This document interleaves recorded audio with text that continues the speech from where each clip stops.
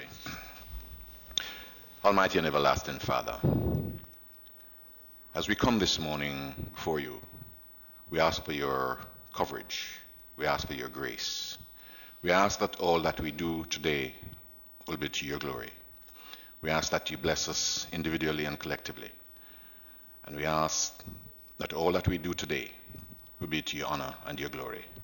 As we deliberate, we ask you to give us clear minds so that we do all that we have to do in your honor and your glory. We ask these mercies in the holy and precious name, through Jesus Christ, our Lord. Amen.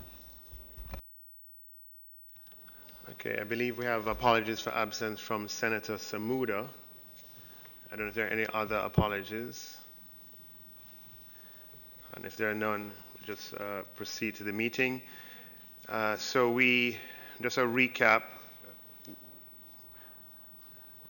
Last year we were able to go through the bill, and there was a draft report that was presented, and we completed going through the draft report, and what remains is to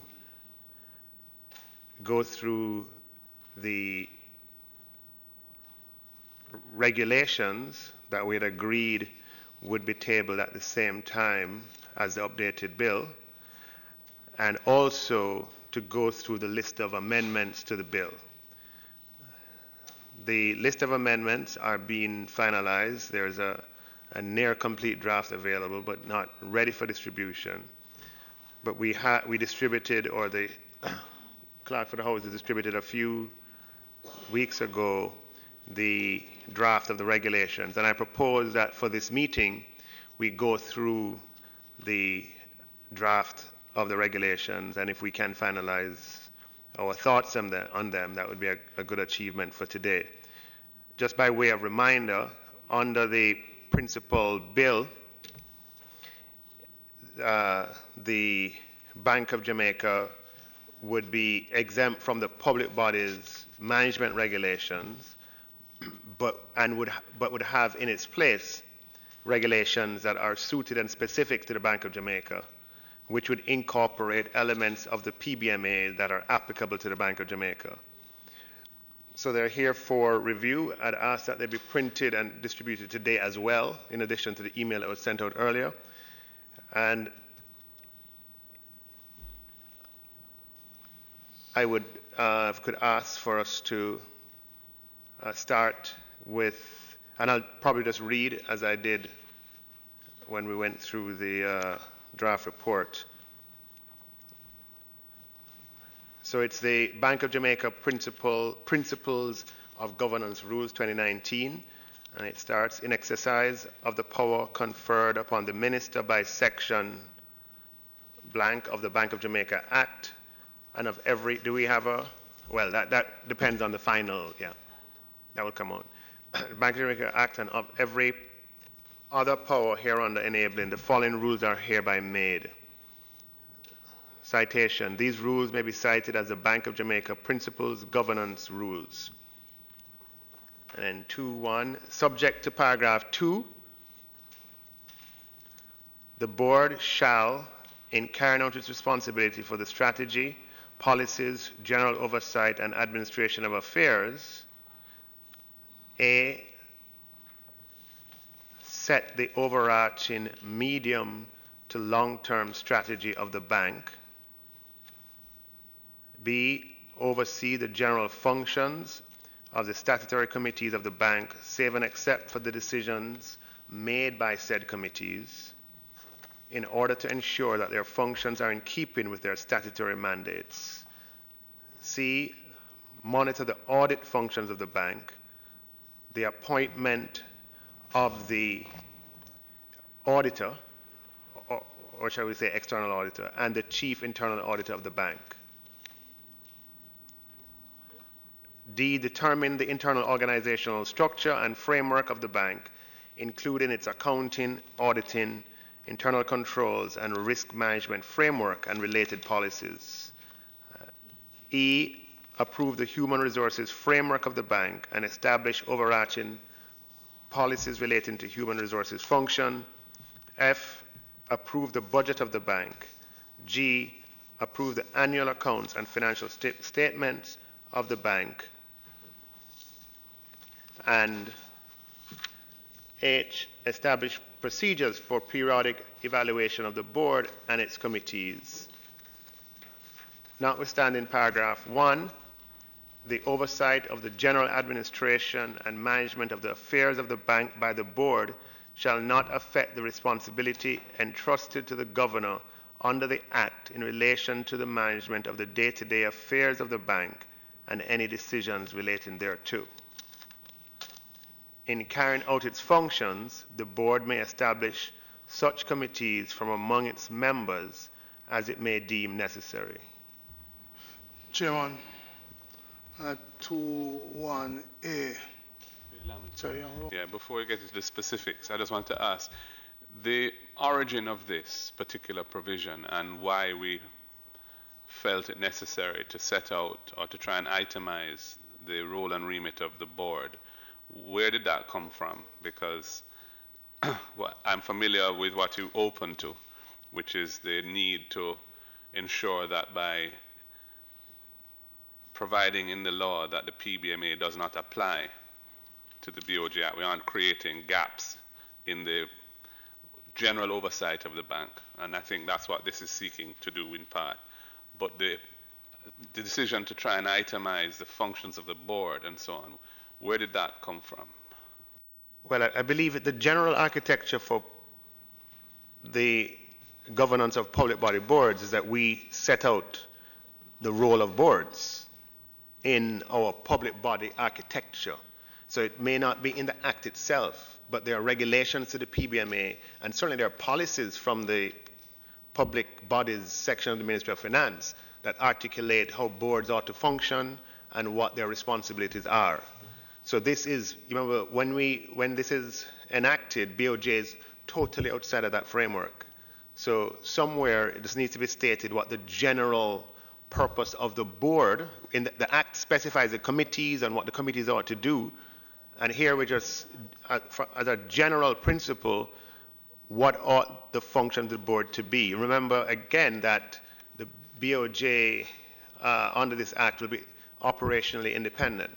So we have to specify somewhere what, and the board will be much more responsible for the governance of the organization than it is today. And today it falls within the general rubric of the public body governance framework. There's a law, there are regulations, and there are policies that are put forward from time to time that speak to the governance of public bodies.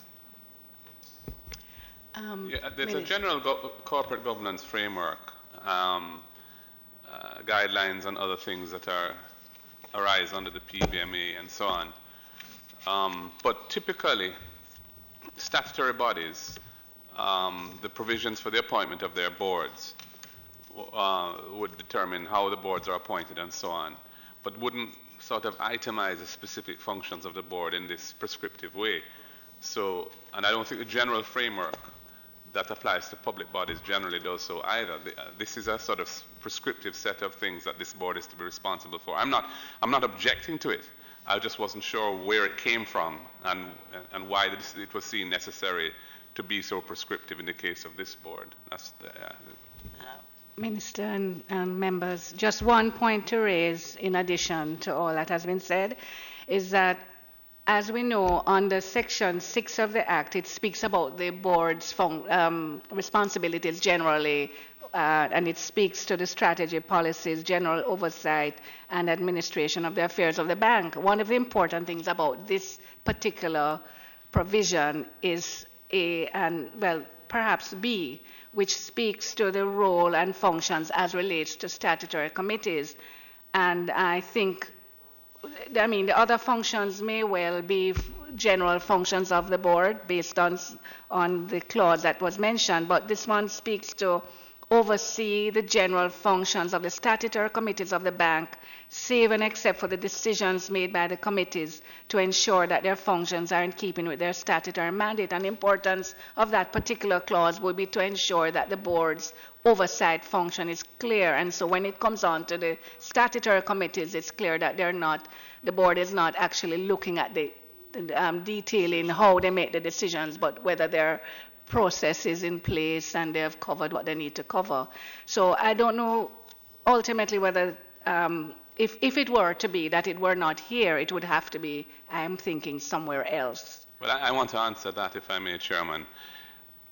Given that the trend has been and is being continued in this bill to establish specific committees with specific operational mandates and rules around their composition, how they're appointed, how they're removed, etc., etc., to my mind, a provision such as B, which you have highlighted as important, and I agree, ought really to be in the statute itself, not in subsidiary legislation made by the minister.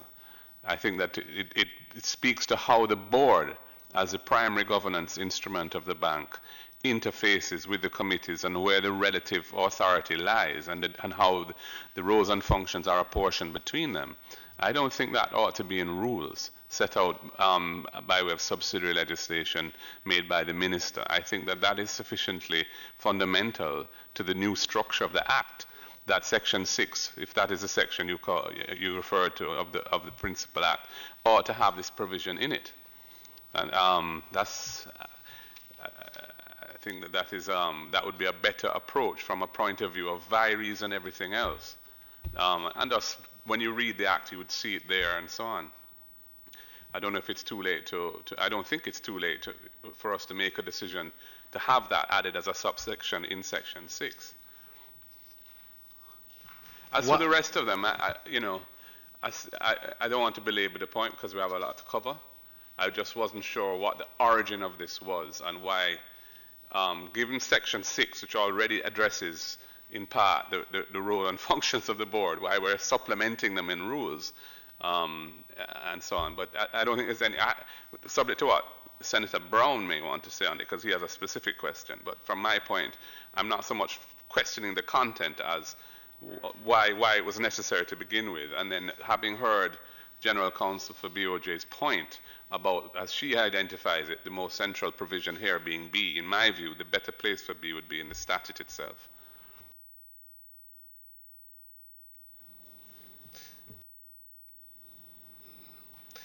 Chairman, I wonder why a 2.1a did a preference was set as against, as in 2.1f and G approved, that the board sets the medium and long-term strategy or it approves it, because I get the feeling that strategy setting is not going to be at the board level but at the managerial level.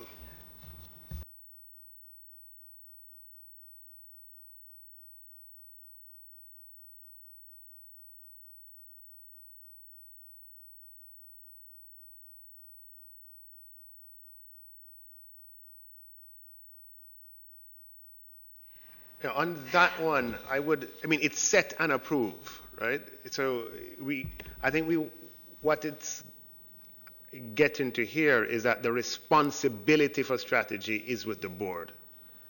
Yes, you might have management coming forward with suggestions and so on, but the responsibility is the board's. So it's really set and approve.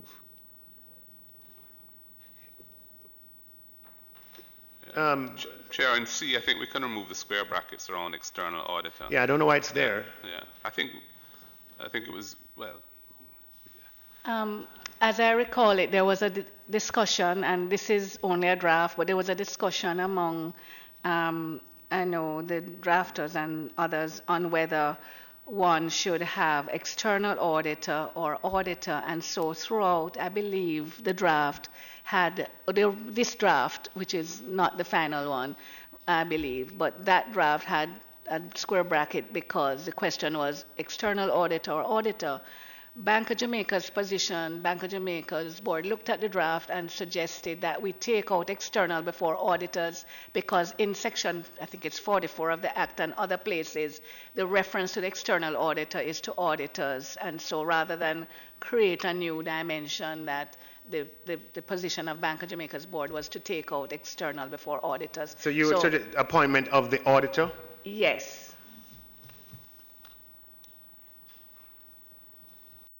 When it says monitor the appointment of the auditor, I mean, it's a board decision as to,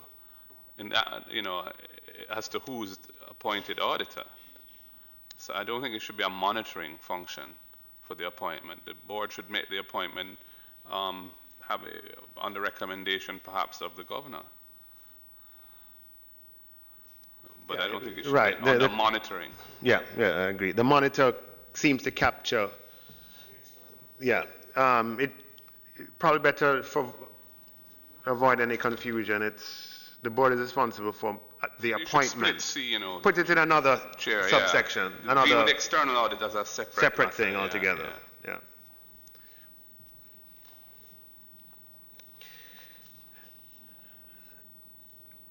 What about the suggestion, General Counsel, of is it that you'd suggest we move the entire 2 into the Act, or are we saying move 2B to 1B? I was really saying 2B, sir. Yeah. I don't think that would be a bad idea. I mean, we've spent so much time saying what these statutory committees ought to do. I don't want there to be any doubt whatsoever that they have the authority to make the decisions. So we're not moving the entire of Rule 2? Just 1B. Just 2B? To 1, okay. 1B. So, and you put that where the general functions of the bank are in the Act, okay. In an appropriate place. It might be 6. I don't know. It may be where the committees are in different parts, but probably 6. But just choose the right place. Yeah. And do we have everybody's agreement that we would amend the report to capture that? Yeah. And it would be in the list of amendments that we look at next time. All right. On to 3. The board shall take such steps as are necessary for the efficient and effective management of the bank. Take such steps as are necessary to ensure the accountability of all persons who manage the resources of the bank. The board shall develop adequate information control, evaluation, and reporting systems within the bank. Develop specific and measurable objectives and performance targets for the bank. Subject to subparagraphs 2 and 3. Sorry, Chair. Just going back to the discussion about the strategy issue and saying that they're responsible for it and they set it. Yes. I don't know if I think maybe we should just use similar language for the concept, rather than say develop here and set there. Yeah. I think maybe we should just use the same. Set, specific. Yes, I agree with you. Yeah. Since we use set, I agree with you. Yeah. Set specific and measurable objectives and performance targets for the bank. Yeah. Set adequate information control, evaluation, reporting systems within the bank. Well, or maybe that one, since it's a system, maybe we should maybe that one ensure that there are adequate, because again, the board is a non-executive board largely, right? Yeah. So they are not going to be developing. I think we're just upping the fees as we go along. Yeah, which I'm sure is not your intention. So perhaps that could just be ensure. Yeah. Yeah, ensure for B and set for C. Yeah.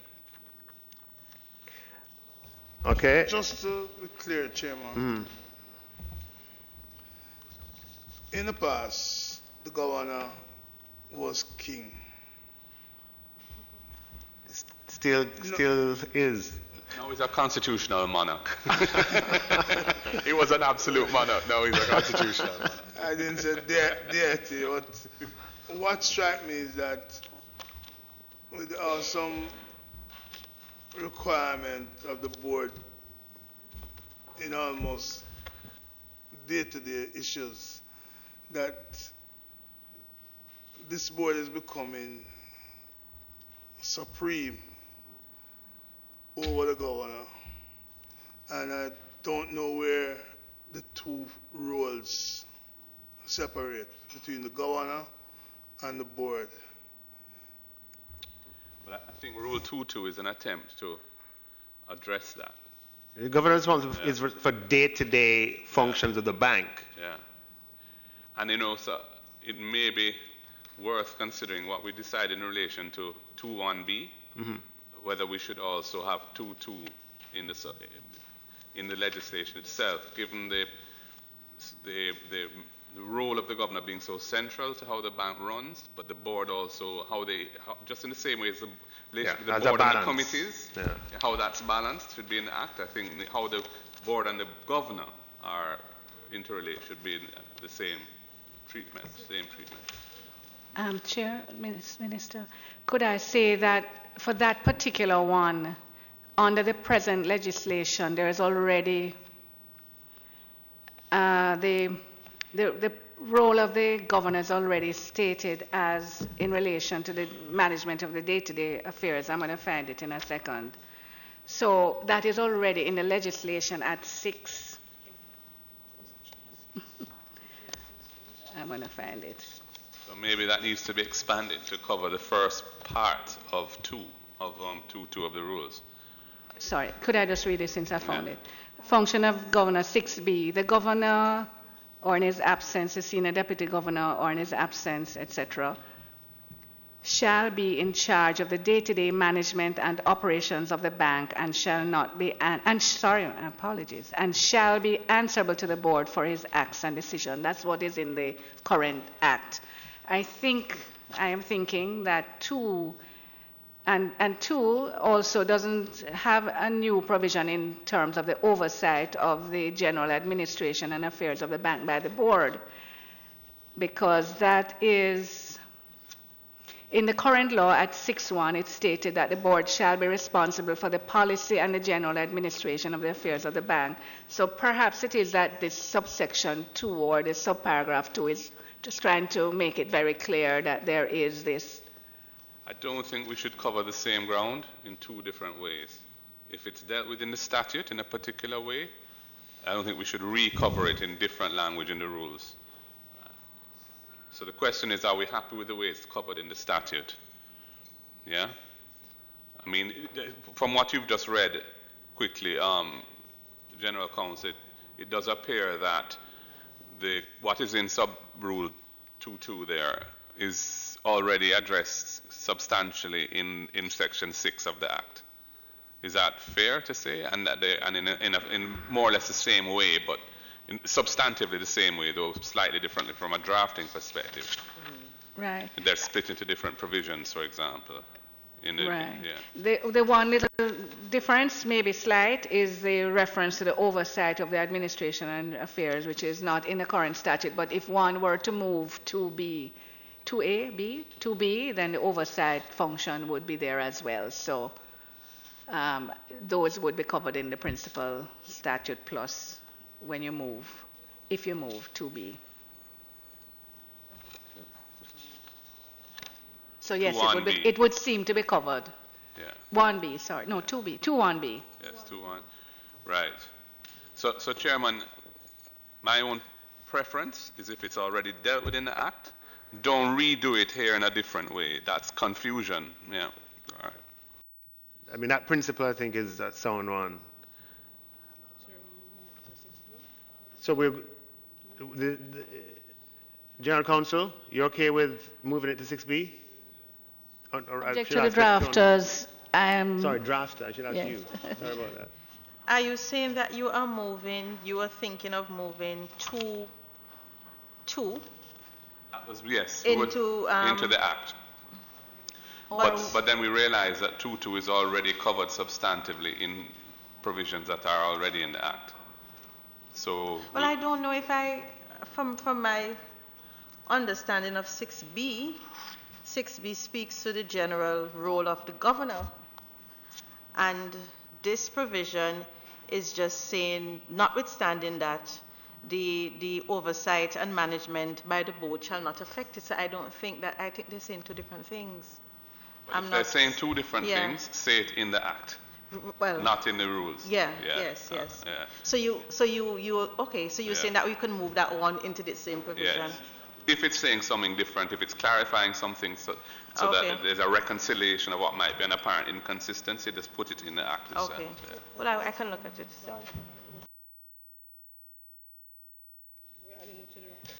That's the only other thing that we're only taking because we are only lifting paragraph 2(1)(b), and this is saying notwithstanding paragraph 1. Won't it be more prudent maybe for us to lift the entire thing and put it under the general functions of the board? Because then we still leave in some provisions. Well, if you lifted it, you obviously wouldn't begin it notwithstanding 1. Yes. You would but just change the lift- reference yes, to say notwithstanding Yes, anything but else lift- in the act yes. or something, yeah. But Yeah. You mean you move the whole of... yes, Yeah, yes, the entire of the role and remit of the board, and put that provision in the The principal act. only reticence I have about that, Chair, is the ease of amendment. So if something comes up and you want to extend this list, or some gap that we haven't thought of becomes apparent, it's easier through a modification to the rules than it would be if it's entrenched in the statute. So I prefer, I think, to leave the list subject to B being put in the main principal act, 2(2) being put in the principal act, and the rest of it would stay in the rules. Yeah.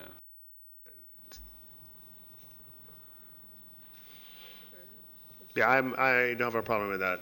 So, but again, the introductory words would be different. Notwithstanding anything contained in this act. Yeah. To amend 6B, Chair of the Principal Act, which deals with the function of the governor. Right.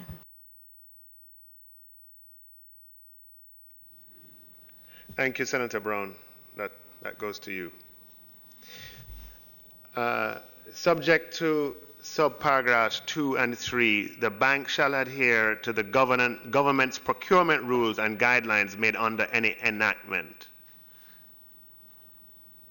Do we have exceptions for the purchase of money and things like that? Okay.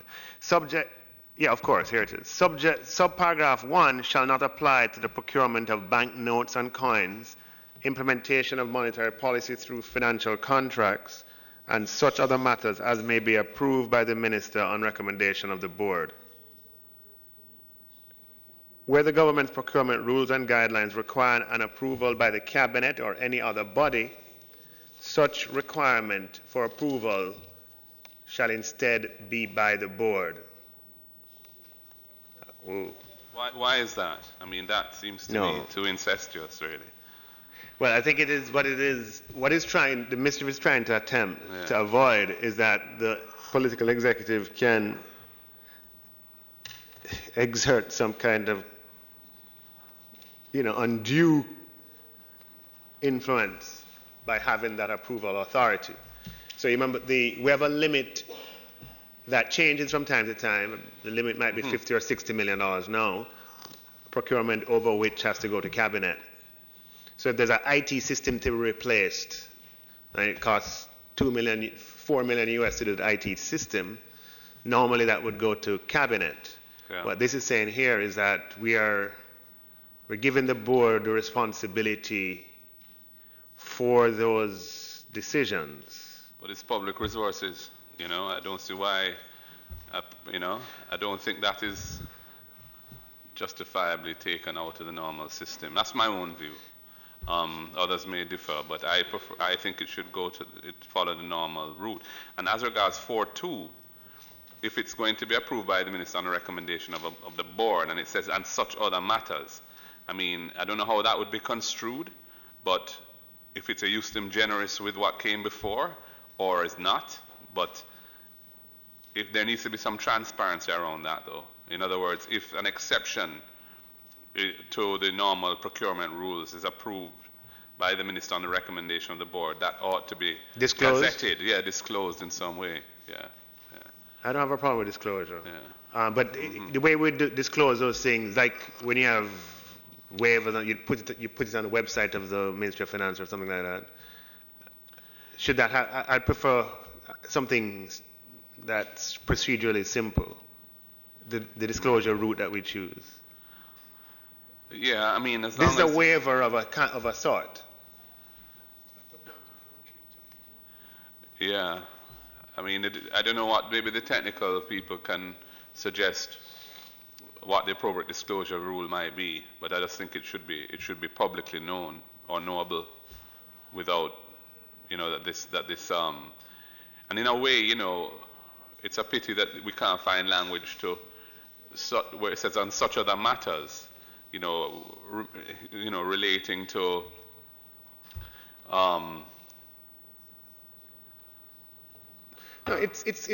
No, there may be emergency considerations. Yes. Right, well, we have emergency procurement rules for that, Sorry, but in this case, Chairman, it says approval by the cabinet or any other body. But in this case, who would any other body be? NCC.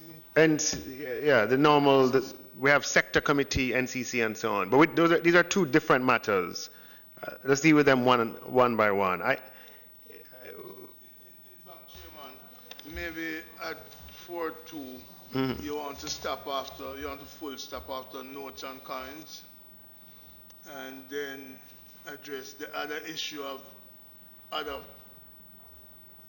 financial contracts separately, because we're at 1 on the notes and coins. Yeah, but similarly with implementation of monetary policy through financial contracts, I mean, those are open market operations where the bank is selling securities and buying securities and so on. We couldn't have procurement rules inside of that. That's what. No. Never.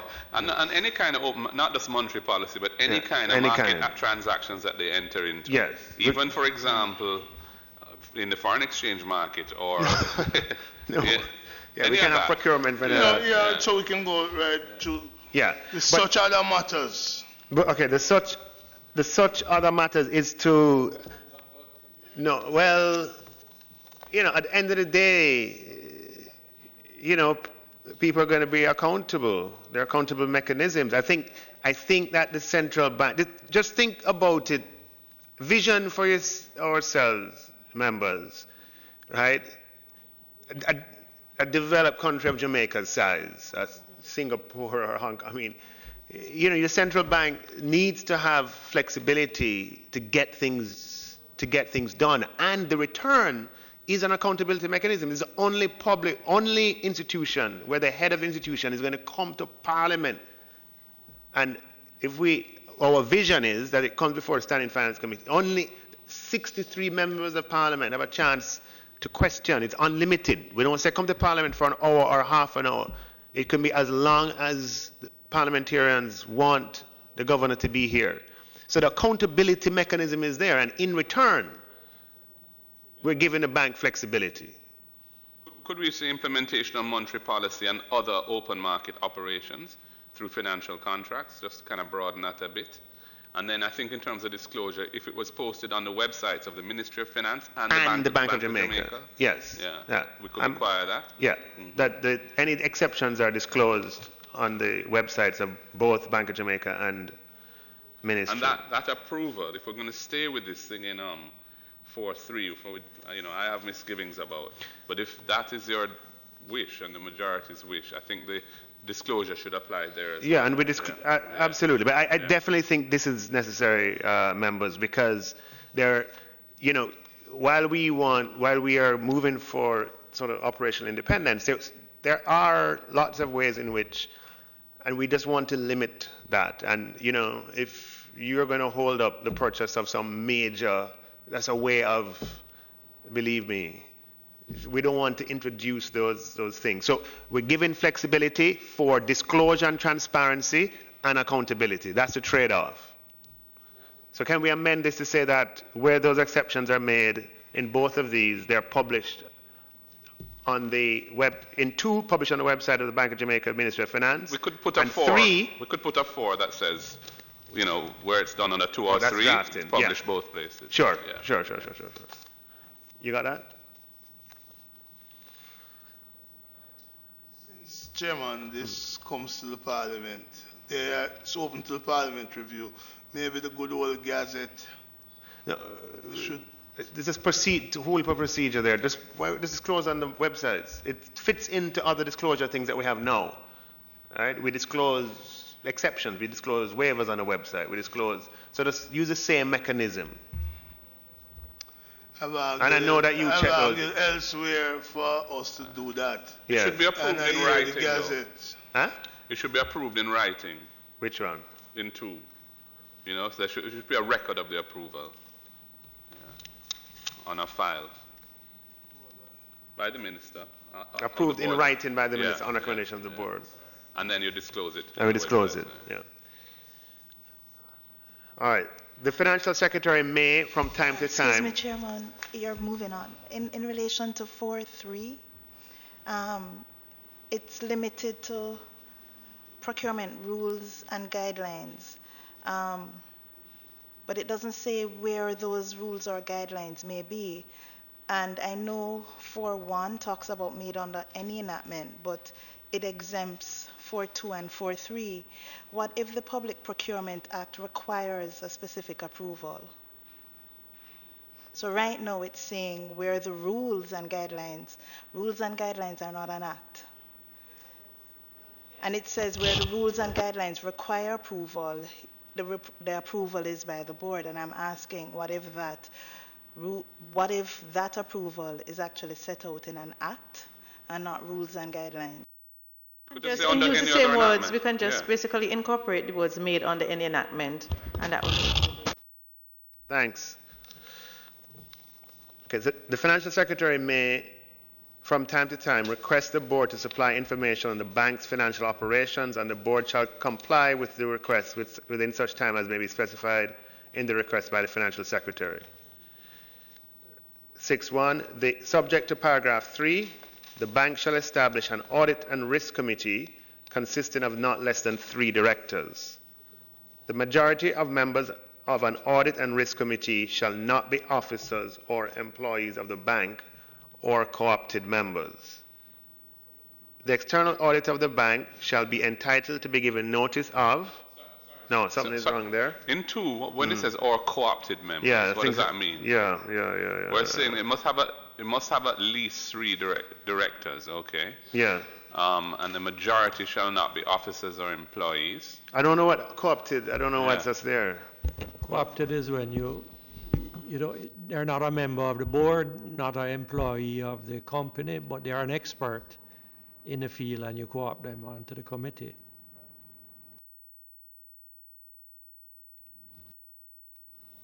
Understood. Yes. Is this the best way to write it? I don't think so, too.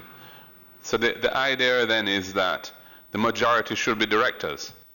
That's the point, really. That's the point, The yeah. directors should be the majority. So we then should why say don't we say that. it in the positive? Yeah. The majority of the members of an audit risk committee shall be from among Yeah. Members of the board. members of the board.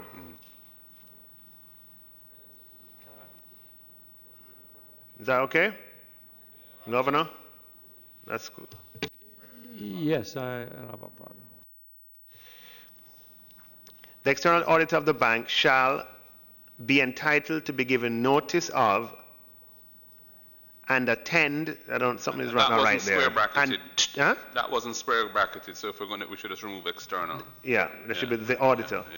Be entitled to be given notice of and attend every meeting of the directors or audit and risk committee in relation to matters concerning the auditor's functions or on which the auditor has made a report. Yeah, this needs to be written a little clearer, I think.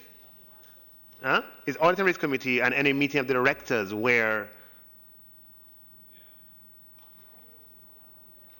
So any meeting of the board itself or the audit and risk committee where the auditor's functions are being engaged or discussed or a report, then they have the right to attend.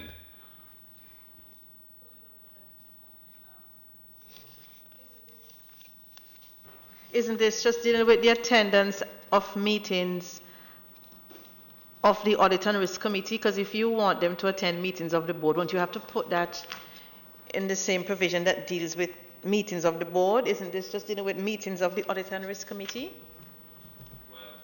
It's not me drafted. Because I think those words, it's probably a typo.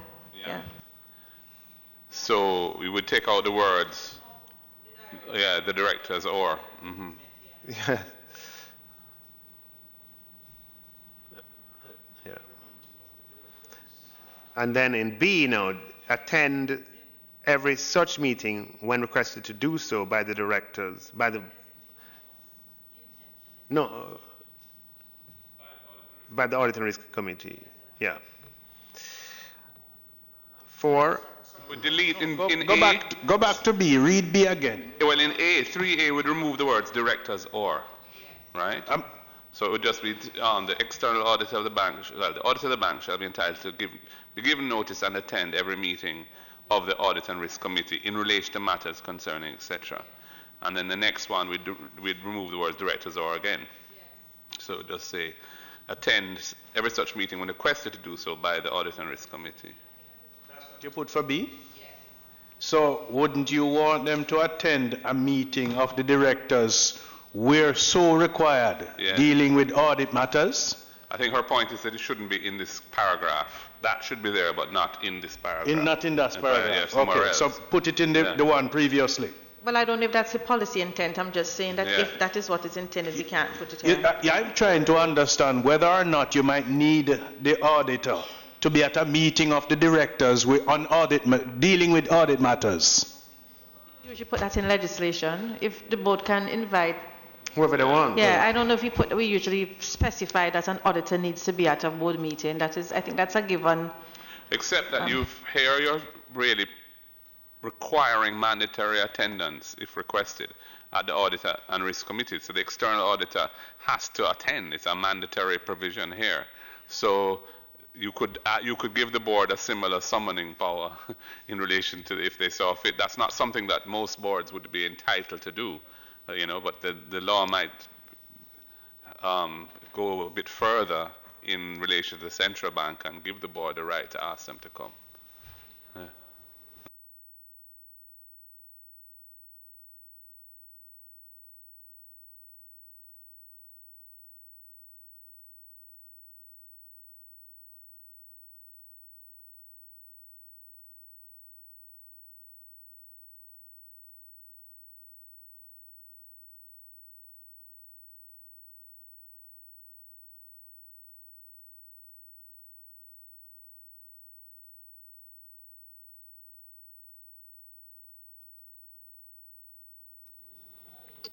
CPC? Oh, when you finished? Don't, if that's a policy, Chair, then we can put it in the provisions in the Act that deals with the function of the board, to have the board mandate the auditor to come if they need to discuss any audit reports or anything. So I'm not sure. I mean, the board has that power. Just to clarify, Yeah. is it that we're saying we want to give the board the power to call? No. No, let me finish now. We're saying we want to give the power to the board to call these people, and we're saying that we want these people, the auditors, to be present when matters of the audit is being discussed at the board meeting. Well, the way it's done here is there are two dimensions to it. First is to give the auditor the right to attend the Audit and Risk Committee if matters concerning the auditor's function or a report they've made are being considered. And secondly, the right to the Audit and Risk Committee to ask or require the auditor to attend the meeting. So there are two dimensions, and it would seem odd to have that apply to the Audit and Risk Committee and not at the board level of the board itself. So if you're going to go down that route, I think you should go for both, or don't go down that route at all. Well, it seems that the draft in having directors, right,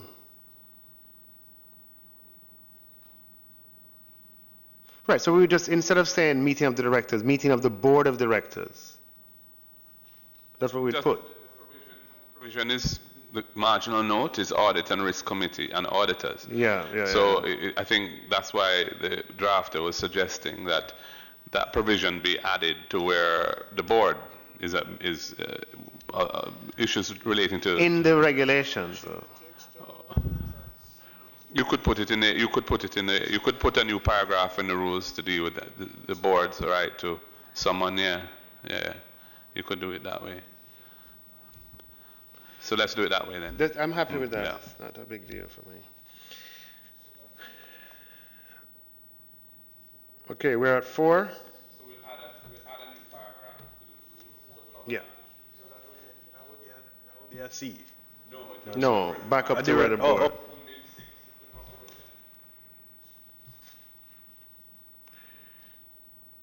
For the purpose of ensuring that the Audit and Risk Committee has the capability to perform its duties, the board may co-opt to the Audit and Risk Committee individuals who are not members of the board but who possess a broad range of qualifications relevant to the functions of the bank.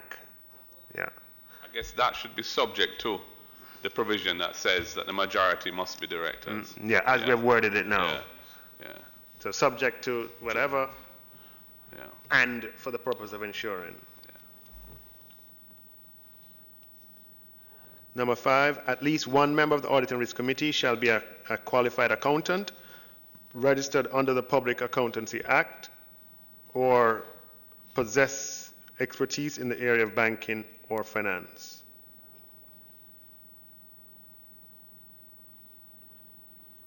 Something's not right here. Is it Separate?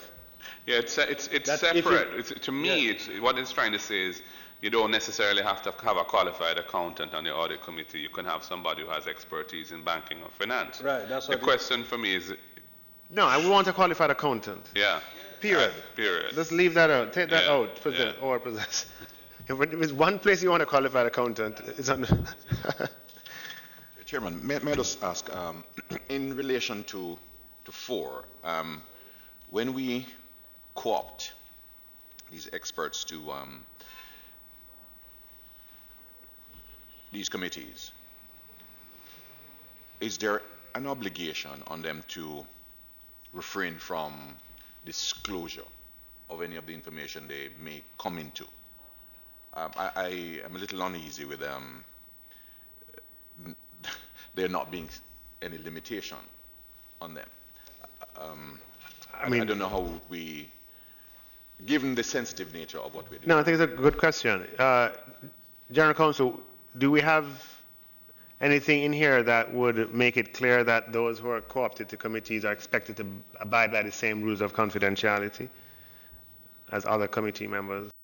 That could be added as a subparagraph in 6. No, Minister, I don't recall seeing that in here. Yeah, we need to add that. Thank you, Member Campbell. We need to add that. Minister Chair, could I mention that the one that was just discussed in relation to the Public Accountancy Act Yeah. is a direct it's lifted directly from the PBMA, save and except at the end. It says No, but then we want expertise. But we can't have it both ways. No, I'm just saying, mentioning. I understand where it right, comes from, but if the right. PBMA was useful, then we should stick with it. Right, Really, we're having regulations. What was the point? No, I was just saying that, I'm just making a point that that is what is in the PBMA. What not is? The, under 5, right, or possess expertise in the area right. of finance is what was Remember, said. the PBMA and the applies to PBMA. all public bodies. Yes, no, understood. So it's a higher standard we're trying to Understood. go for. Yeah, here. and it makes a case. Yeah. One of the cases, that's why we're having it. One question on the confidentiality issue, though. It should be subject to the Protected Disclosures Act. In other words, if there's a whistleblower situation, they should be able to do that. Yeah. We're taking out or possess expertise in the area of banking and finance, and we're adding, you have to choose the language here, but the essence is members who are co-opted will be required to abide by the same standards of confidentiality, but obviously subject to the, is it called a Protected Disclosure Act? Yeah, Protected Disclosure Act. Just further to Member Campbell's point about confidentiality, the co-opted member would also be required to be fit and proper, to pass a fit and proper test for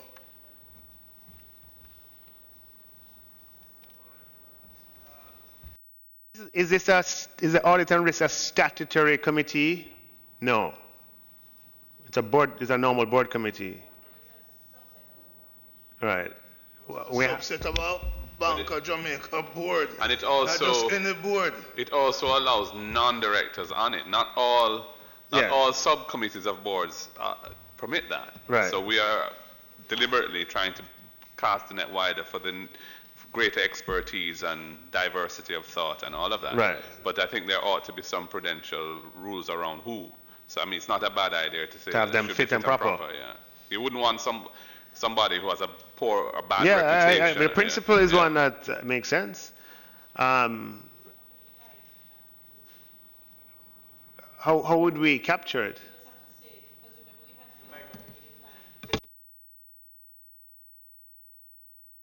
We would just have to link it back to clause 2A that we had inserted. Remember, we had inserted a general provision which deals with the fit and proper test of any persons for the purposes of this act.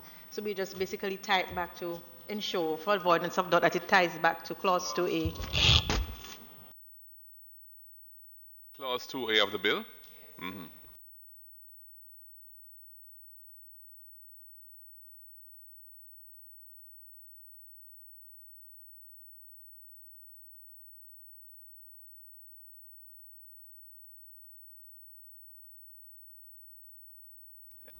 Every individual co-opted pursuant to paragraph 4 shall have all rights and responsibilities of the other members of the audit. Yeah, it says that here, of the audit and risk committees in respect of the work of that committee. Oh, yeah. So in a way that begs the question, what are those? So, what are those rights and responsibilities of the other members? I mean, in respect of the work of the audit and risk committee. So I think if we cover the confidentiality thing, the protected disclosure, and the fit and proper, we can leave 6 as is, but we would have given some clarity to some of the key issues.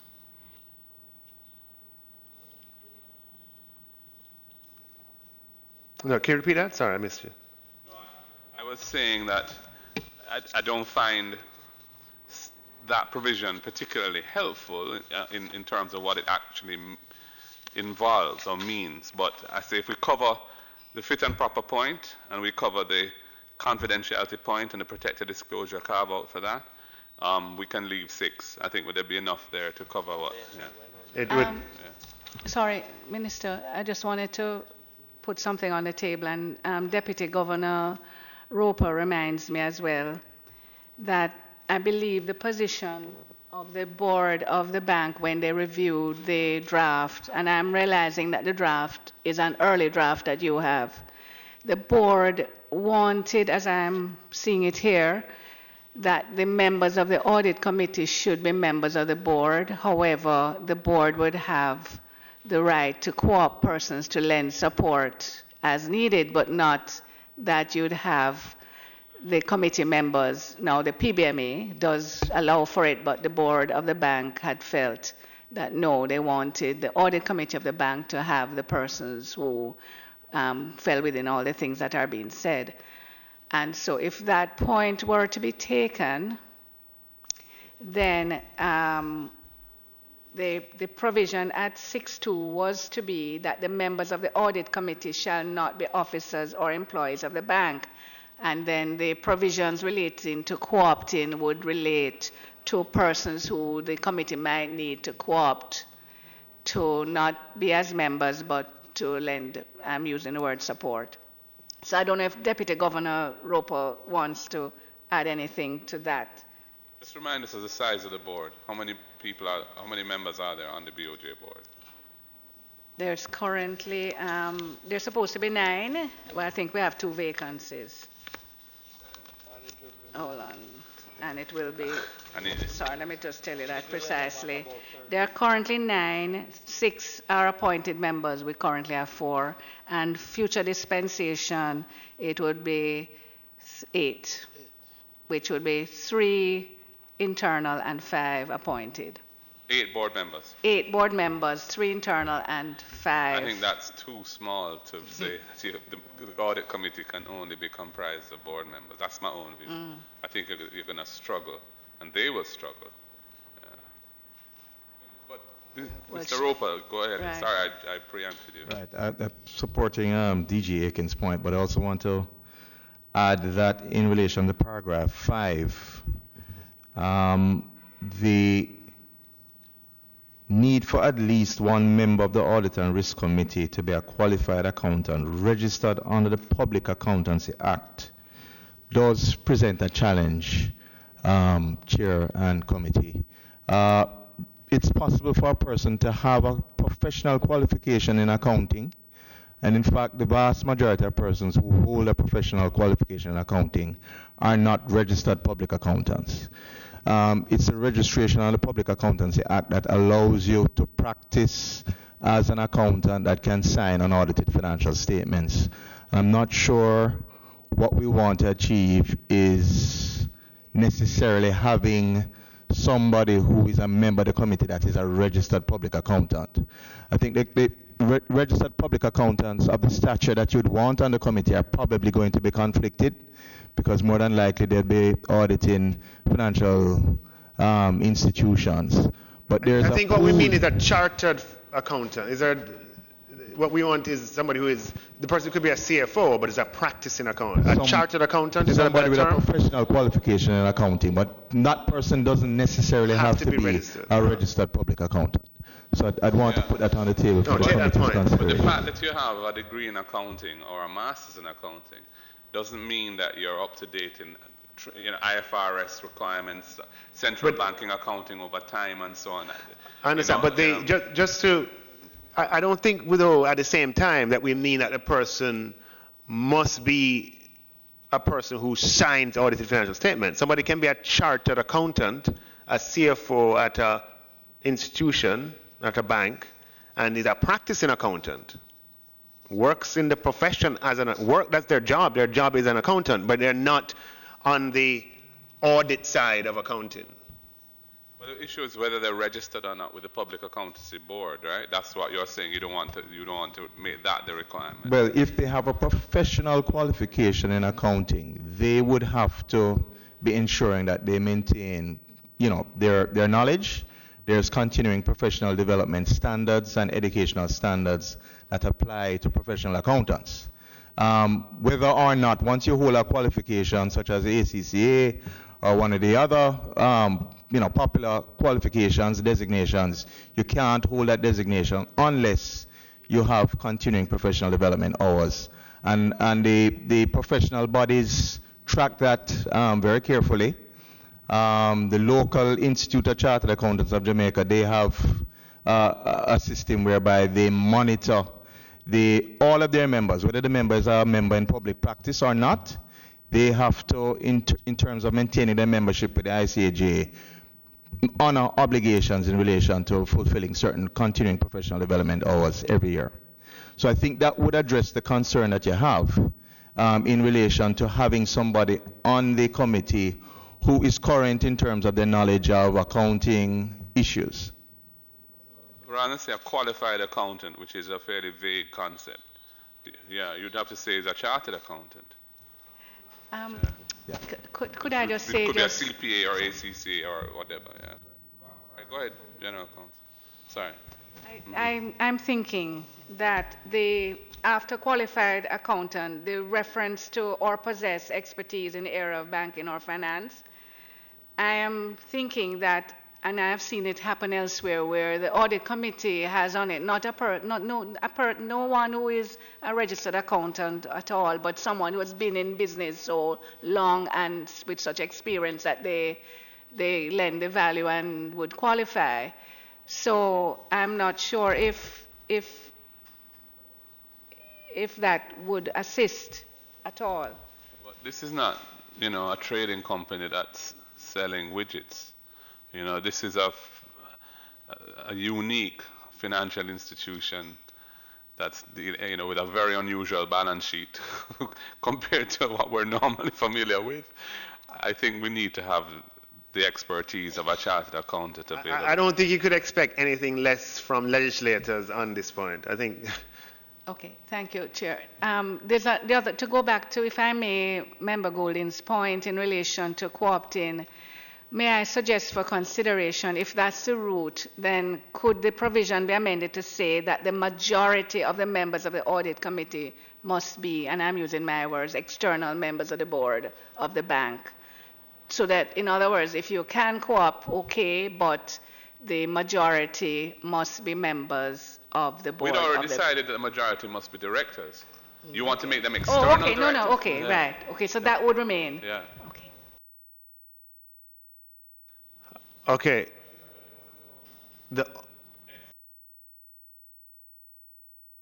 Because no internal member would be, no internal board member would qualify for membership on the audit committee, which is standard, as I understand it. No internal board member? Where does it say that? Deputy Governor, no, she's suggesting that. We No. had said earlier the majority shall be directors, but you're qualifying it even further. Yes. To say it should be external directors, Yes, so that and that executive is- directors are not on the board of the audit From committee. a governance perspective, that Yeah. is typical because you want people who are away from the management who are actually overseeing. Yes. But the rule here had contemplated that officers and employees could be. No, but a Yeah. majority, she's saying no, a not the majority majority. must be external directors. So we have to choose from the 5. So you're gonna have 3 from the 5. You know, we have to be careful. You have to be careful with that because we've already said, I don't think we could do 2 of them. I don't think we could say a majority are directors and then limit it even further to say a majority are external because you've been now saying 3 of the 5 must be on an audit committee. And that is where your earlier concept had come in of including the co-opted in the majority. Maybe it should be a majority of the audit committee must be directors, and of those directors, the majority of them should be external. Okay, so what, Yeah. So you can, Yeah. what the board had said at the time was that for 6-2, so even if you open up the membership to beyond board members, at 6-2, the members shall not be officers or employees of the bank would still fit in with the concept of directors who go beyond, members of the committee being beyond the directors.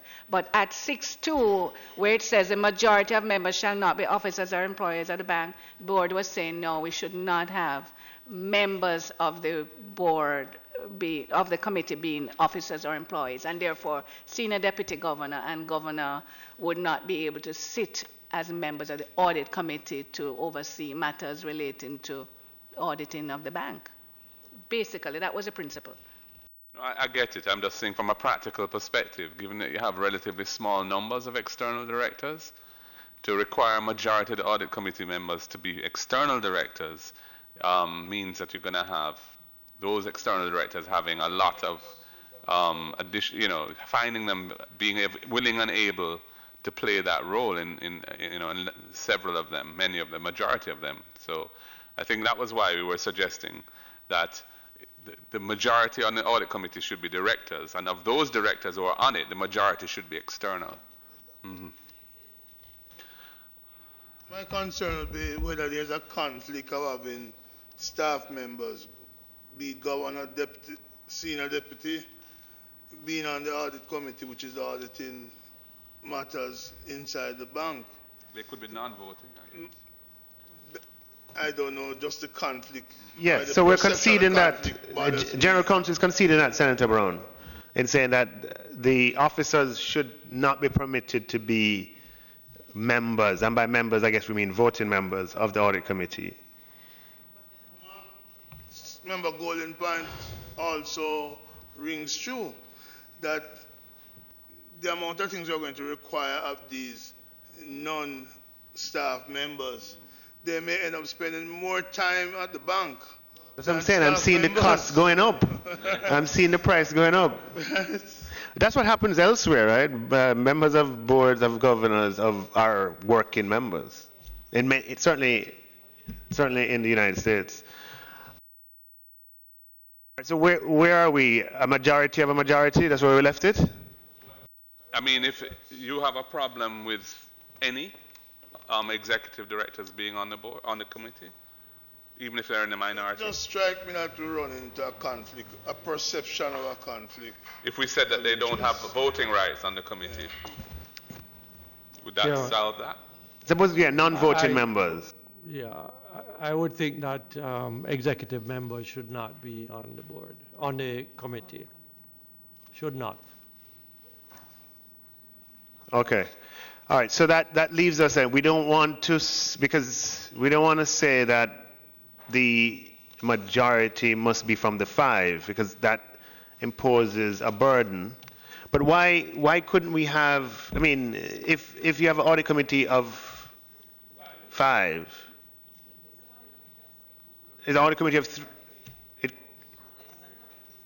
it says not, it could be 3. We have, I think the 5 came up because we have currently would have 5 appointed members. That was the point that was made, that you're selecting from a pool of 5. Really, that was the point. Have at least 3 from 5. Right? No, what she's saying, the committee could be 3, in which it would be 2. 2 from 5.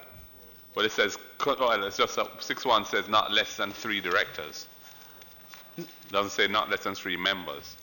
No, it should be members. Members. Yeah, and then that hopefully solves it, because we should be able to do 2 from 5. Yeah. Yeah. Okay? We're good? You got that last one? No. All right, so, no, because we're saying 3, the audit Minimum. committee could be 3 in size. If it's 3 in size and we want a majority to be directors, to be external directors, then we can choose 2 external directors from 5 external directors to be a majority of the 3 on the audit risk committee. And the other person would be a co-opted somebody member. outside the bank. Yeah. Yeah. If you want a bigger committee, then you'd have to go from 3 to 5 and have 3 external directors and 2 co-opted. Yeah. Which would probably. So should we then incorporate another provision to say at least 2 of these members shall be directors appointed under? I thought, no, earlier we had said a majority shall be external directors. Yeah. So, Okay. So that covers it. However you want to make, whatever you need to refer to get the concept of an external director. The point is that the majority on the committee should be external directors, and there should be no internal, no employees of the bank should be on the committee. 2D. Yeah. Okay. Appointed under section 5. That still leaves us with 3 external directors, though, unless you want to co-opt an external person. Yeah, I mean, you could have all external directors and have no co-opted, but you must have a majority of external directors on it and no internal persons. Yeah. So if you have a committee of 3 members, 2 would be external directors, minimum, and you could have 1 co-opted. Or you could have all 3 of external directors with no one co-opted. If you were to go to 5 members, you have to have at least 3 external directors. Yeah. Moving on. To 7, the Audit and Risk Committee of the bank shall advise the board on practices and procedure which will promote productivity and the quality and volume of service. What is this? All right, let us move on. Let's go finish reading and then we can question. Advise the board on the extent to which the objectives of the bank. I'm not sure 1 and 2 belong there. No, 1 and 2 don't belong here. Yeah. Advise the board on the adequacy, efficiency, and effectiveness of the accounting and internal control and systems of the bank. No. Advise the board on the adequacy, efficiency, and effectiveness of the accounting, internal control structure and systems of the bank, or is it? And I think there should be something on risk. Since it's a audit and risk committee, there should be a paragraph relating to managing with the robustness of the risk management framework of the bank, the adequacy of it. Yeah. The 7.1. Or this provision, the adequacy, efficiency, and effectiveness of the accounting and internal control structure, isn't that the role of the internal auditor? No, suggesting taking out 1 and 2.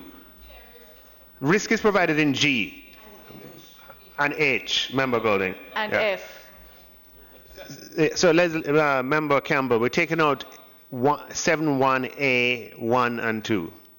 Okay? Yeah, I know. So I think there's an error. Yeah, the second 1 and 2 will remain. That's definitely a lifting and lifted to the wrong place. Certainly for the first 1 and 2. Okay. The Audit and Risk Committee of the bank, moving to B, shall review and advise the board on the financial statements that are to be included in the annual report of the bank, shall oversee any internal audit of the bank, shall review and advise the bank in the annual auditor's report. Any internal audit. There is an internal auditor position within the bank, right? So they would. They report to this committee. Yeah. Yeah. So they oversee. So I think this is more referring. That's already statutory, I think. But this is if there's a. Yeah, I guess it's if there's a specific audit of a department. But yeah. say that the Chief internal Internal auditor Auditor reports to reports. this committee.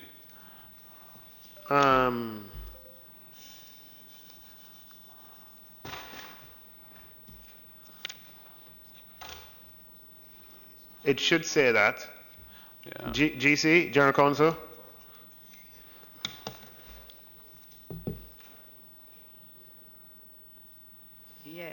Yes, agreed.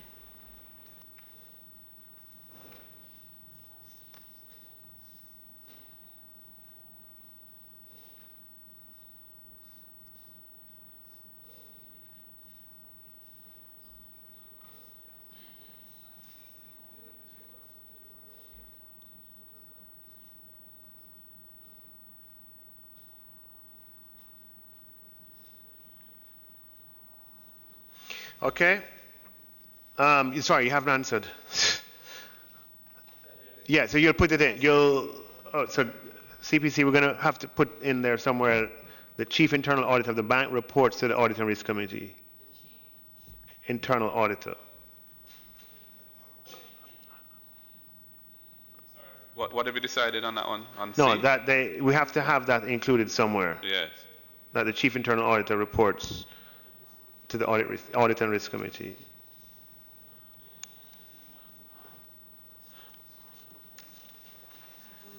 And it's not just to oversee the internal audit, but really oversee the function. The role and performance of the internal audit.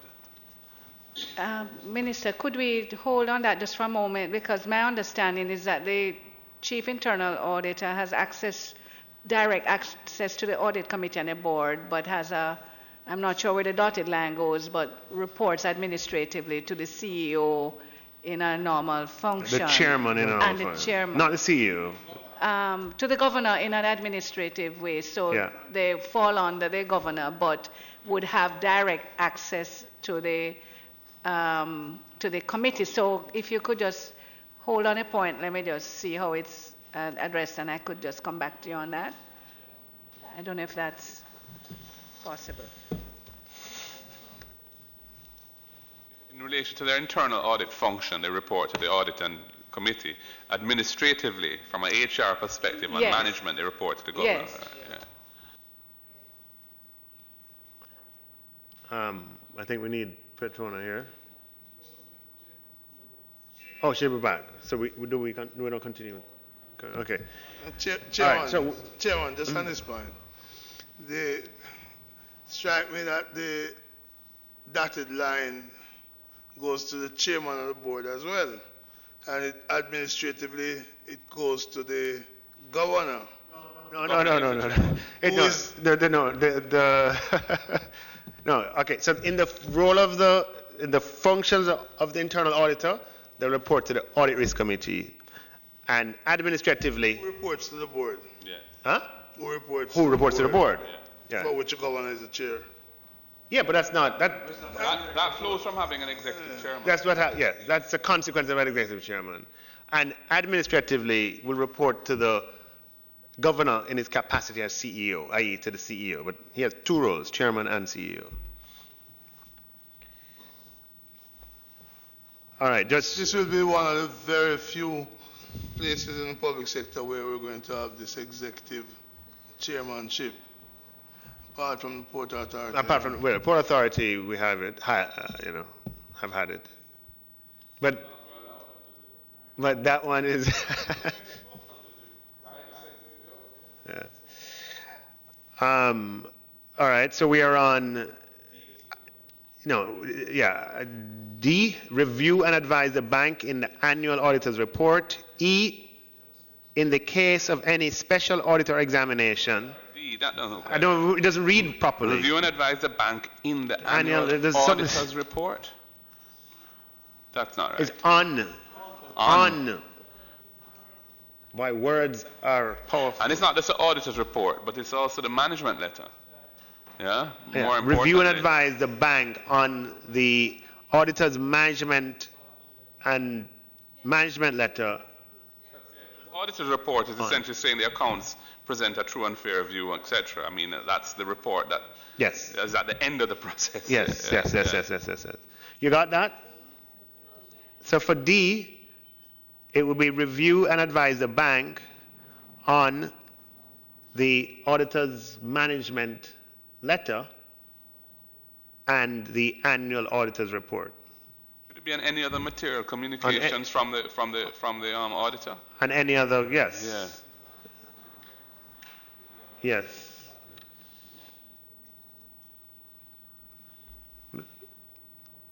Chairman, just wondering. The annual whether- auditor's report and any other report from the auditor? Right, I was just wondering whether it might not be prudent to merge B and D. You want to read how it Because read? B already deals with advising on the financial statements that are to be included in the annual report of the bank. Okay. So you'll be review and advise the board on Yes, and subsect, just, one, yes, the financial yes. statements are included. Two, the annual management letter. Right. Three, auditor's report. Yes. Yes. Yes. You got that? Yes. I agree with you, Marine.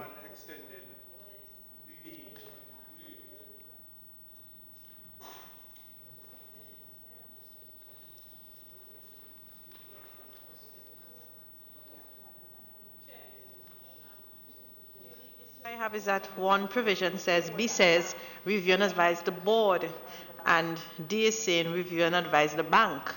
So I'm just wondering if there's a reason why, when we were given instructions, they separated the advice given to the board and the advice given to the bank.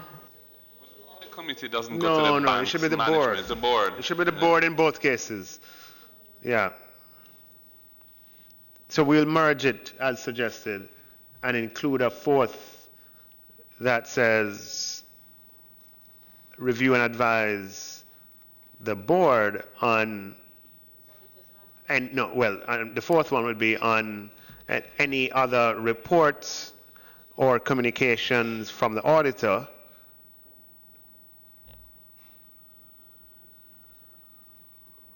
that ought reasonably to be considered by the board. Yeah.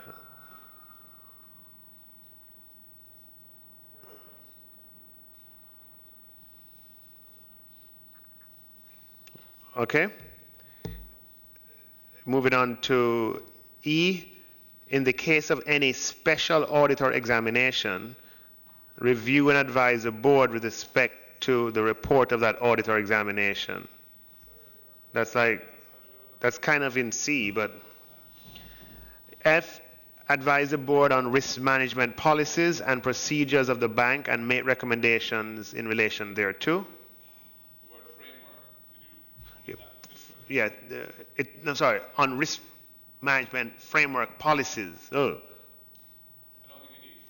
No, risk management policies. Take out framework. G, review the risk management activities and significant risk exposures of the bank and advise on the adequacy of steps taken to monitor and control such exposures. Is it control or manage? Monitor, I'd prefer manage than control. Yeah. Chair, could I suggest that we keep framework, let's put a comma on behind it. Okay. Management framework. On risk management framework. Yeah. There's a real place for I that. understand what you're saying. Okay. Maybe there should just be the word the before risk, just to make it. Advise the board on the risk management framework, comma, policies and procedures. Yeah. Policies and procedures. Yeah, so we put the framework back in. Why do you have significant? Because if it's a risk, the risk Yeah, I don't think we is need. an exposure, you don't I need agree. it. I would take Somebody can quantify. Well, yeah. let the board. You're responsible for quantifying. Life is full of risk.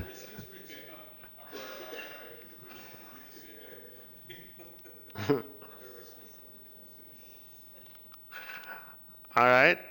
H. I take out significant. Yeah. H. Advise the bank on the bank's risk profile and performance within established risk tolerance limits. So, Chair, this should also be to advise the board since Yes. per earlier discussion.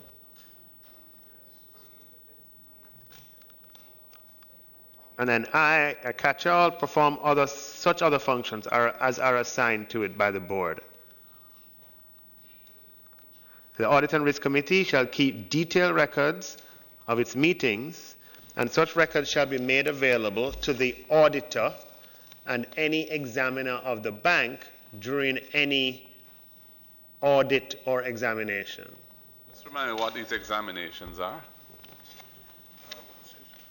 What examinations might there be of the bank other than the annual audit?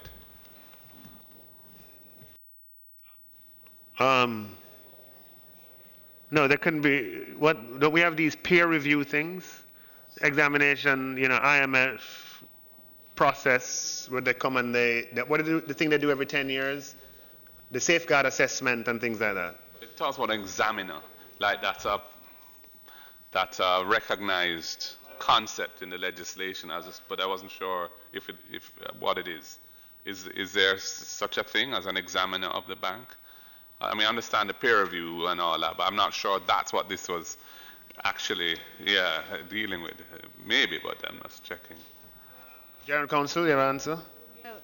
I hate to say this, but it's in the PBMA because, and it's a common E, I'm thinking that the examiner here is a neutral expression to refer to any body that might examine the bank, which would include, I think, the Auditor General, any external. So I think examiner may be a word that is just used to define anybody who has a proper authority to examine the bank. So I don't know if there's another word. The PBMA there may be provisions No, for examinations. I do understand that there could be a reason why that is there. Where we have external auditor, Chairman, I notice you referred to auditor, but in this case, wouldn't it be made available also to the external auditor? No, the auditor is the external auditor. Oh, okay. Yeah.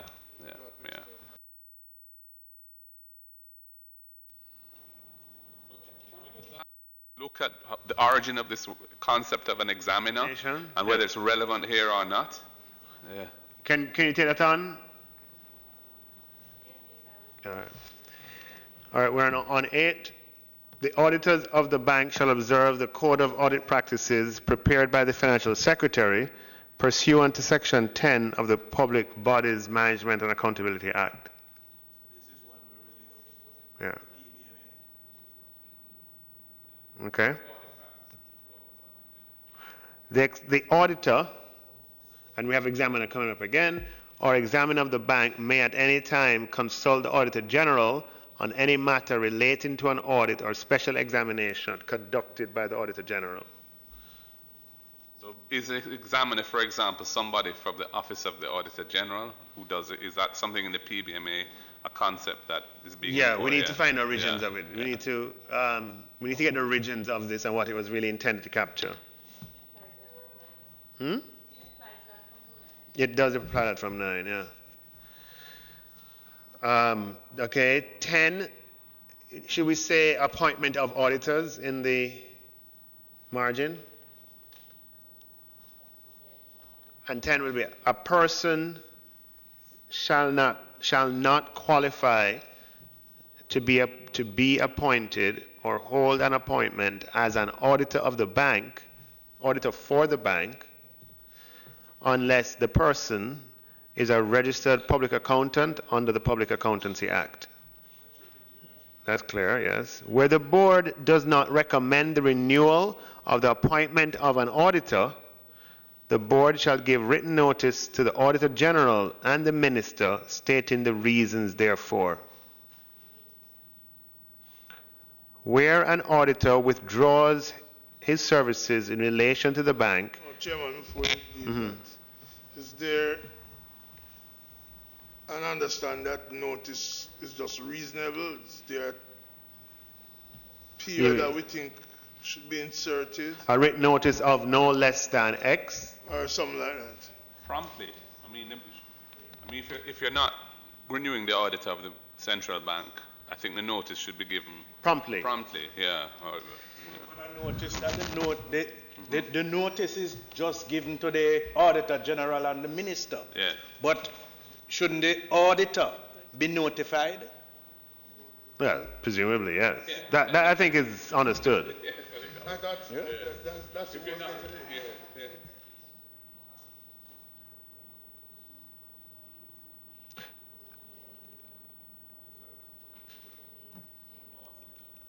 So if we amend this by the board shall, Clause 20 in the bill, where we amended section 43, we may need to delete what you just read with respect to the external auditor. okay. Because it says, if you look at clause that is on page 26 of the bill that was tabled, section 43 of the Principal Act is hereby repealed and replaced as follows. And it speaks about how, the manner in which the bank shall keep its accounts. And it says the accounts of the bank shall be audited annually by an external auditor appointed by the board, and an external auditor appointed under subsection 2 shall be a registered public accountant within the meaning of section 2 of the Public Accountancy Act. Oh, so right. So Yeah, we can so take out. Which one is we take out? Number 10.1. Yes. All right. So 10.1 would go. And then with 10.3, 10.2, we would insert the word, the board shall promptly give written notice to the Auditor General and the Minister.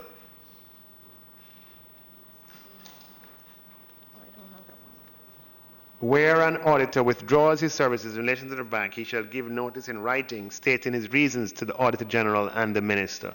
And that should be promptly again. Promptly, yeah.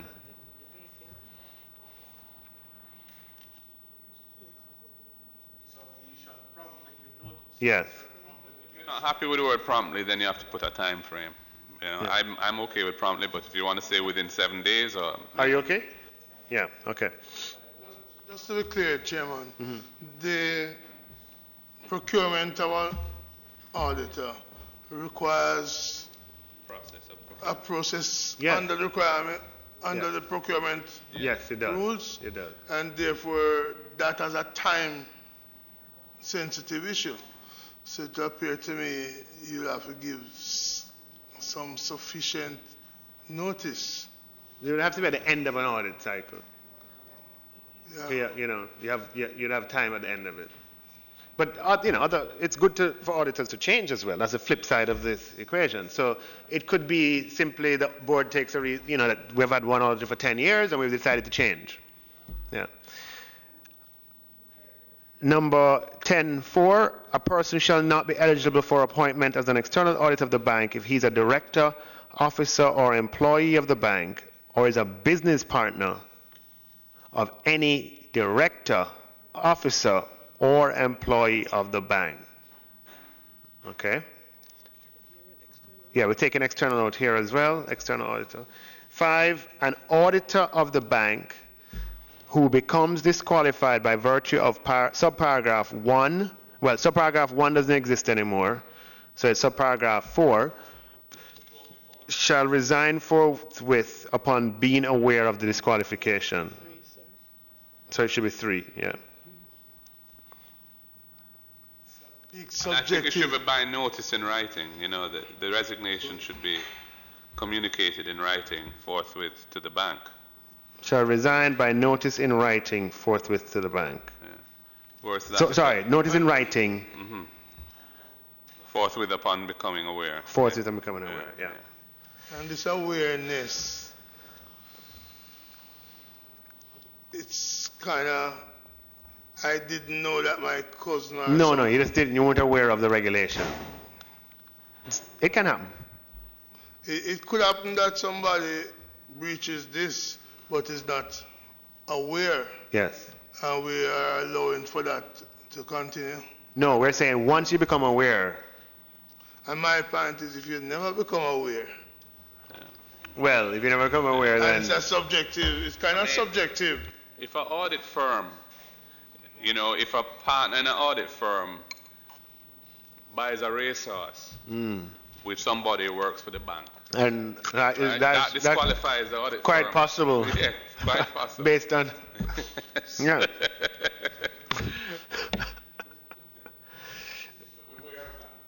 Watch the racehorses. All right, 11.1. Notwithstanding anything to the contrary contained in any other enactment, the Auditor General may, if he thinks fit, audit the accounts of the bank and the operational efficiencies of the bank, and shall do so if the House of Representatives by resolution so directs. I mean, there are two separate things. The Auditor General may do so if they want to of his own or her own volition, but We have to include where we have put in by giving notice in writing to the Auditor General and the Minister, as we did in. sure. So is 11.1 okay? Notwithstanding anything to the contrary contained in any other enactment, the Auditor General may, if he thinks fit, audit the accounts of the bank and the operational efficiencies of the bank. Why don't we put a full stop? Why do we have and? It's a separate.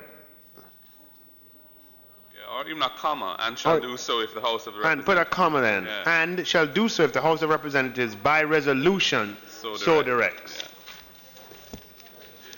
The Auditor General's report The on his... only point, sorry, Chair, but in terms of directing or requesting an audit of a public body, is that something that isn't that something that the PAC can initiate, or the PAAC?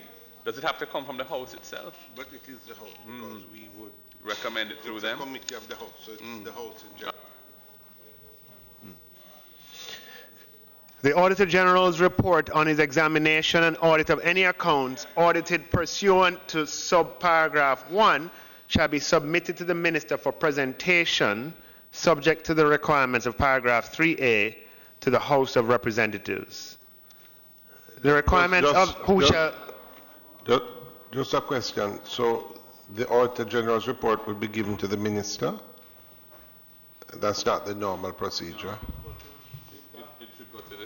It goes to the Speaker of the House. Yeah. I mean, a copy can go to the Minister, but yeah. Yeah, I know she goes to the Speaker. Yeah. So 3A now doesn't... Yeah, where does this come from going to the Minister? Is this in the PBMA? Well, I know the FAA requires it to go to the Speaker, to the Parliament. So the Constitution, but remember the Constitution only governs basically central government. But under the Constitution, the Auditor General submits to the Speaker, who causes them to be laid, the reports to be laid. And in the FAA, performance audits go to the Speaker as well, under the FAA. I had cause to research that recently. Yeah, no. In any case, this would be one of the avenues through which we are reinforcing the fact that the bank is accountable to the Parliament. Right. So we don't need 3. 3, okay. Okay? And that would move us to 12.1. What I see though, Minister, if I may, is that later on in the section, well, it does comply with the PBMA, but later on it says that if the minister fails within 2 months after receipt of report to present it to the House, the Auditor General shall submit a copy of the report to the Speaker. No, wait, that's not That's unnecessary. a different point? No, going directly to the Speaker. Yeah. I don't think subsection 3 or subparagraph 3 should be a requirement in relation to or interposed in the process of it going to the Speaker. But I do think that the minister should have the sight powers of it. and also should have the obligation set out in 3 once it has been tabled. In other words, the minister should be able to, at any point actually, to obtain the observation of the bank on any matter that's been raised in the report. Because ultimately, the Bank of Jamaica falls, although it's No, independent. 3A, yeah, 3A1. Yeah. Yeah, okay, so we're changing it for the report to go to the Speaker, but yes, the minister should still retain the responsibility in 3A1.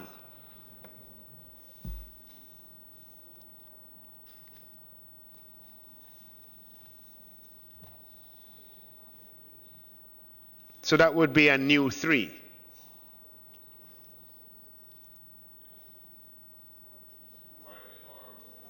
Should it go to both the minister and the Speaker? I think so. Yeah, it should go to both the minister and the Speaker, and the Speaker does what the Speaker needs to do. What the minister needs to do is the minister needs to get answers on it. Yeah. And the minister is ultimately responsible to the country for the financial affairs of the country. Right. So you can't totally there's absolve. an issue, yeah, must become aware of it. Yeah. All right, we got that? Yeah. All right, powers of Auditor General to audit, order audit and books. In exercise of the duties of the Auditor General under paragraph 11, the Auditor General may authorize any... Chair, the B, 3B.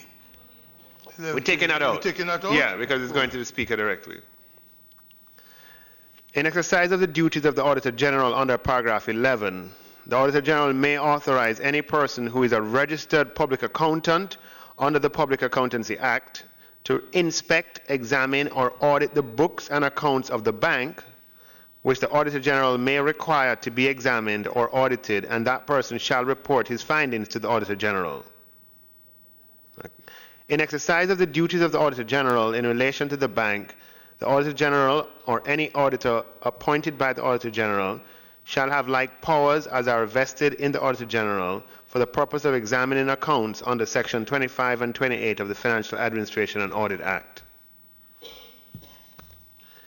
The bank shall pay the person authorized pursuant to paragraph, I think in the paragraph we just discussed, 12, 1 and 2, such fees as may be determined by the Auditor General after consultation with the board of the bank. Chairman, just at 12.1, when the Auditor General receives this report, we go back up to where You mean the Speaker? Huh? No. At 12. Oh, 12.1, yes. The person may be required to examine and shall report his findings to the Auditor General. Yeah. Does the Auditor General work in there, or the Auditor General makes a report? Yeah, As in 11. Paragraph 11.2 should apply to that report. Yeah. Yeah, it should say. But my reading of it was more that this report would constitute part of the Auditor General's report. There would be a section and they would table the report incorporating. I don't think you want to confine the Auditor General to saying whatever they outsource must be published. I think you want to leave the flexibility. They may publish it, or Auditor General may use it in her own or his own report. Well, let's say that it would be part of it. At her discretion, is her discretion. Yeah, his or her discretion. But it ought to, the product should inform the report. Yes, but I don't know if we want to regulate that.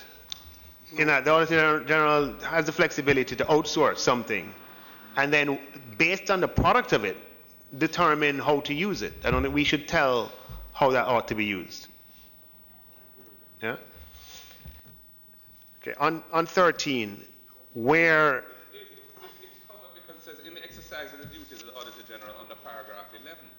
So Which is It's covered. Yes. Yeah. Thank you. Where the appointment of an external auditor is not renewed by the board, an auditor is not renewed by the board. We said this already. The board shall inform. This is there already. We had promptly, so that comes out. Yes, that's already in 11. Or is it 10? Sorry, not 11, 10. Yeah, it's there already. And any auditor withdraws his service is there already. No, he shall inform the Auditor General in writing of such withdrawal. We should just, this second part of it, an Auditor General shall inquire into the matter and report the findings, should just be appended onto 10.3. You with me? Yeah, just add the tail piece. That is in 13. The end of 13B. Yeah, just move that. The Auditor General shall inquire into it and report the findings to the Minister. That should go into 10.3. And then you can remove 13. Okay. 14. In auditing the accounts of the bank, an auditor shall ascertain and thereafter shall report to the board whether, in his opinion, the provisions of the Act, these regulations, or any other relevant enactment relating to the money and property of the bank have been complied with. Whether the rules and procedures framed and applied are sufficient to secure an effective check on the assessment, collection, and proper allocation of the revenue and other receipts of the bank. And Chair, before you complete the reading of this, is this coming from the PBMA? that's what I was wondering. It sounds so. Is this, huh? Sorry? Because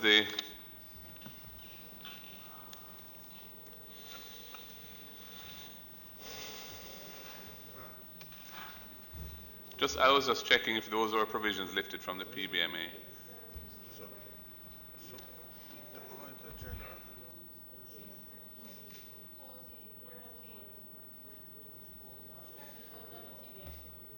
It's section 45. So, Member Golding, yes, it is from the PBMA. Does that? Yeah. Essential records have been made and proper practices have been observed in the compilation of their accounts. The auditor shall comply with any code of audit practices for the time being in force in respect of the bank. The auditor shall report in writing to the board whenever the auditor... When we say in force in respect of the bank, it would be in respect of central banks. Code of audit practice. Is there a code of audit practice for BOJ or a code of audit practice for central banks? There's a code of audit practice specifically for BOJ. No, for central banks. Yeah. In respect of central banks. Common C, common B. Is that the same code that we mentioned, the financial secretary, earlier, that the financial secretary shall... Yes, we mentioned it. No, yeah, it says the code of audit practices prepared by the financial secretary pursuant to section 10. Yeah, so that is it. It's not central banks. It sounds like something specific. So for the PBMA, I think how everything works is in the PBMA, the financial secretary is required to prepare code of audit practices for public bodies. And I think this is lifting it from there. So there were, I see. I mean, there was one is the FS's code for public bodies, and I was wondering if there was something to do with the international best practices for auditing central banks. I wasn't sure if 14.2 was trying to get that. Right. No, I think it's referring to this. It's taken out of the PBMA. So we don't need to repeat it. No. Yeah, we can. We have it already. Yeah. Because we have the auditor shall prepare. So let's delete that 14.2. The auditor shall report in writing to the board whenever the auditor has reasonable grounds for believing that the bank's circumstances have changed, are changing, or are likely to change in such a manner as to materially and adversely affect the viability of the bank, or otherwise impair the bank's ability to carry out its functions. I'm going to read it again. The auditor shall report in writing to the board whenever the auditor becomes aware of any occurrence or transaction that affects or might reasonably be expected to affect the bank as described in paragraph A, or C, becomes aware that the board or any member thereof or any office of the bank has contravened a provision of these regulations or any other relevant enactment. You guys saying something? Yes, delete as described in paragraph A. Okay. In B, the end of B, it would just be shall report to the board when the auditor becomes aware of an occurrence or transaction that affects or might reasonably be affected to affect the bank. To adversely affect the bank. Right.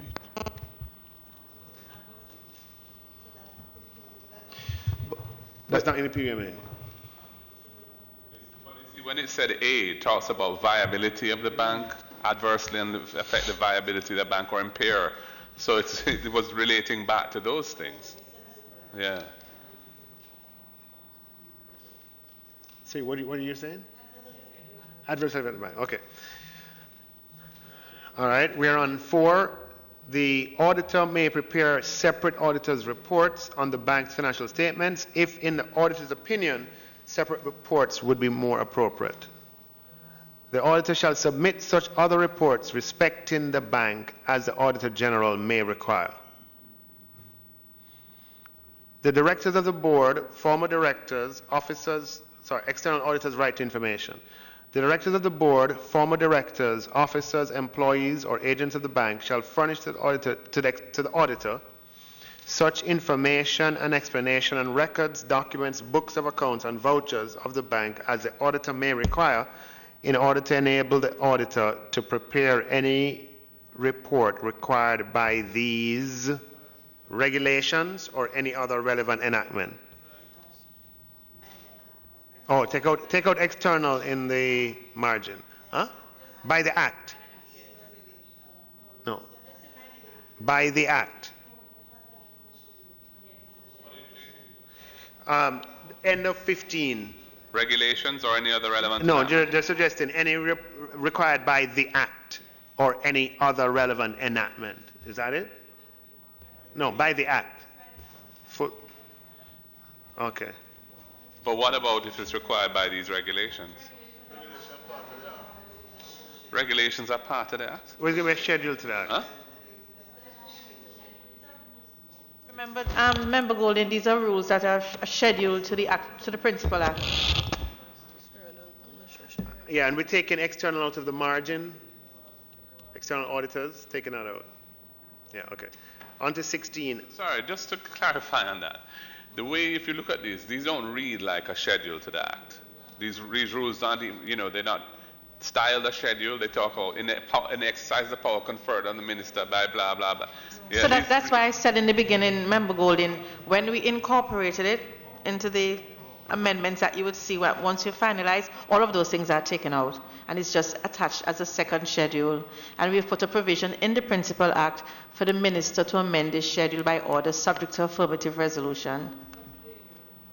These are not, this is going to be part of the amending bill. Yes, yeah. yes.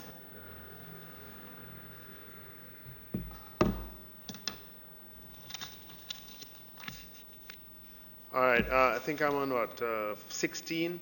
A director office of the bank shall, on becoming aware of any material error or omission in a financial statement to which a report prepared by the auditor relates, forthwith notify the auditor of that error or omission. An auditor or former auditor of the bank who is notified pursuant to paragraph 1 or becomes aware of any material error or omission in a financial statement to which a report prepared by the auditor or former auditor relates, shall forthwith notify each director of the board of that error or omission. Where an auditor or former auditor of the bank notifies the directors of the board we say board elsewhere, but anyway, of an error or omission in accordance with paragraph 2, the auditor or formal auditor shall issue a correction to the report, and a copy thereof shall be given to the Auditor General and the Minister. Chairman, does this have a retrospective application? Once we have the transitional provisions, if this were to occur prior to the act, prior to the amendment, would that application? Would that It's involve? already in the PBMA, so it applies now, because the BOJ is not exempt from the PBA now. So these provisions exist already, but in through a different legal route.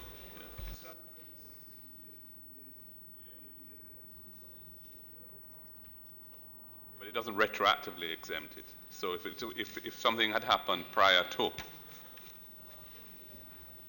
this act coming into effect, the PBMA would govern it at that point. Going forward, this will govern it.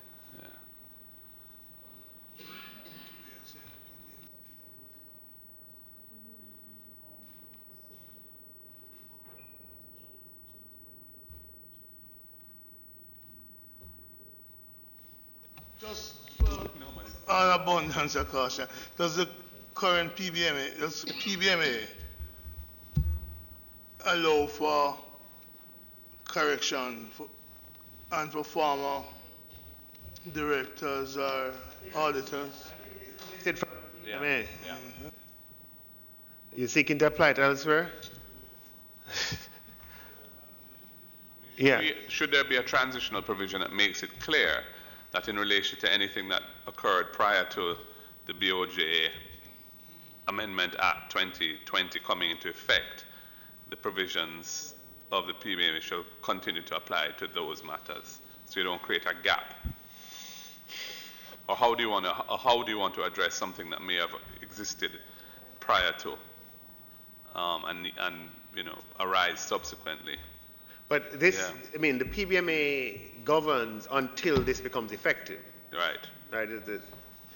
Right. So what are we? I don't understand. What are we concerned about?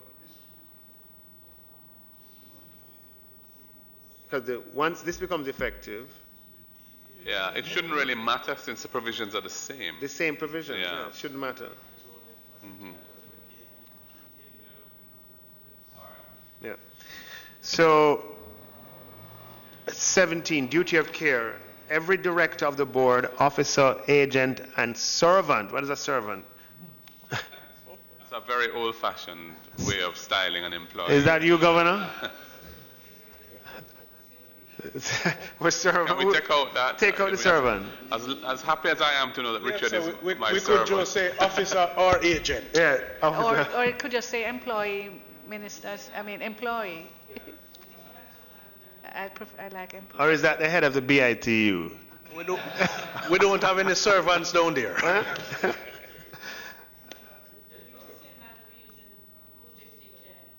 Which is what?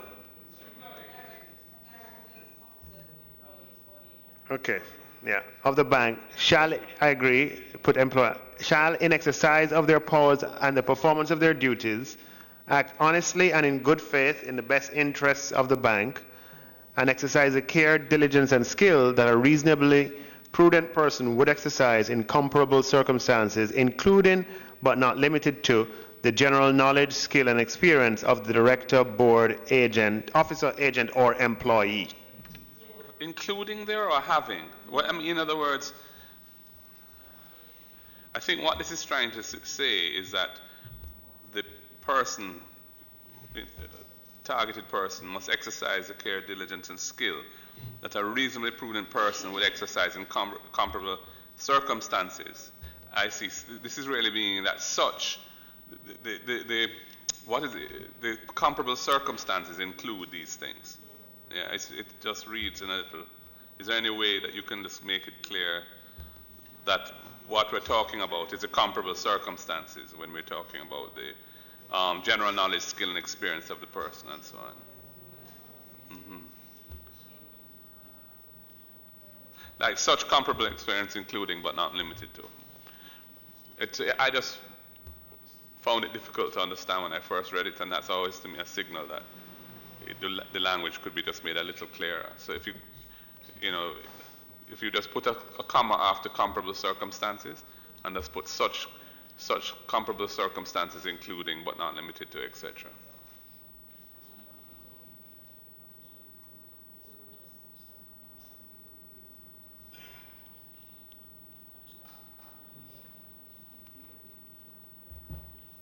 Go ahead, Chair. Okay.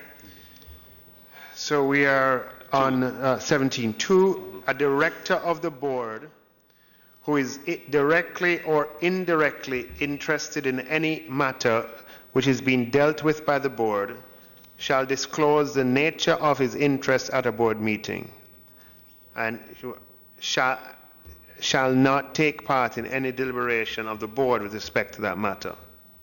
It shouldn't just be at a board meeting. It'd be at the earliest board meeting that this comes to his or her attention. A director who is interested in any matter which has been dealt by the board shall disclose the nature of his interest. Oh, at the earliest opportunity? Yeah, the normal formulation requires it to be done at the next meeting, or as soon as you can't wait for a year and then do it. Right. Yeah. There should be a time limit here. Shall disclose the nature of his interest at the next meeting of the board of directors. Yeah. But suppose the matter is to be discussed at the said board meeting. It says early as possible, and in the event no later than the next board meeting. Because what I've seen in terms of practice now is that at the start of a board meeting there's disclosure of interest. And it forms part of the agenda as an agenda item. Yeah? At the earliest opportunity, something like that. At the earliest opportunity, shall disclose the nature of his interest at the earliest opportunity. Full stop. Okay. All right, so on 8... Disclose it to who, though? To the board? To the board, to the secretary or whoever. Yeah, so let's say that. Disclose the nature of his interest to the board at the earliest opportunity. Opportunity, right. 18. A director of the board who was absent from a board meeting at which a resolution was passed or any other action was taken shall be deemed to have consented thereto unless within 7 days after becoming aware of that resolution, as the case may be, the director causes written notice of his dissent to be appended to the minutes of the meeting, or delivers such notice to the registered office of the bank, or sends such notice by registered mail addressed to that office. This is an unusual provision. It is. I don't know if it's in the PBMA. It is in the PBMA. Yeah, because typically if you're not at the meeting, you're not accountable. You're not deemed to have consented. You're not deemed to have with consented. others. Yeah. I mean, you can subsequently dissent if you wish. Yeah. And say, I read this in the minutes and I want to record that I don't. Yeah, I don't agree with know. I don't know why this is here. It's in the PBMA. But if we move in the 2020 version, we can just take it out if we believe it's not. I don't think it's used. I'd take it out. Huh? I would take it out. It's a deemed, more mischief can be caused by this than. I don't think it should be deemed consent, which is no. what this There's no does. deemed consent. Yeah, so let's take that out. Can we take out 18, which means we have to renumber? Yes. There's renumbering anyway, so Yeah. yeah. Okay. Reliance on statement 19. Yes, Senator. So while we take it out, Chair, I don't have a problem. Collective responsibility for board decision is not play here, because I can say I was absent at that meeting. There's no requirement having read the minutes, because my understanding is it ought to be within 7 days of having read the minutes that you must opt in or out of that decision. But right now we're allowing people to opt out of our... No, we're saying that if you're not at the meeting, once there's a quorum, the decision is valid and binding, but you're not deemed to have participated in that decision by virtue of your absence. Now, if you disagree with it and you want to raise it at the next board meeting, that's up to you. Reformulate 18 to say something a bit different that says a director who was absent from a board meeting at which a resolution was passed or other may, within 7 days after becoming, empower them, in other words, to cause a written notice of dissent to be given. Well, they formalized. can do that. They have the freedom to do that anyway. They do. Yeah. They do. I so don't see what would stop them. nothing would stop them from doing that. Yeah. So the thought is that we would delete 18 in its entirety. Yes. Yes. So on 19, a director of the board, officer, agent, or employee. Yes. I believe people should either, if you get the minutes and you say a decision is taken to do X, Y, Z, you disagree with it, you should say so, because the minutes is going to be approved at the next meeting that you're likely to be at. And I'm also wary of the Pontius Pilate approach, where at some point somebody went to the bathroom, a decision is taken, the person was recorded as being present at the meeting. Does that, notwithstanding the Pontius Pilate moment, the person is held responsible? I mean, you could change it from being a deemed consent situation, which is a bit offensive, and say rather that if you become aware of something you disagree with, you're mandated to respond to it. I wouldn't want to. I think if you're not there, then the decision is still binding. You're saying if there's a problem and people are accused of making a bad decision,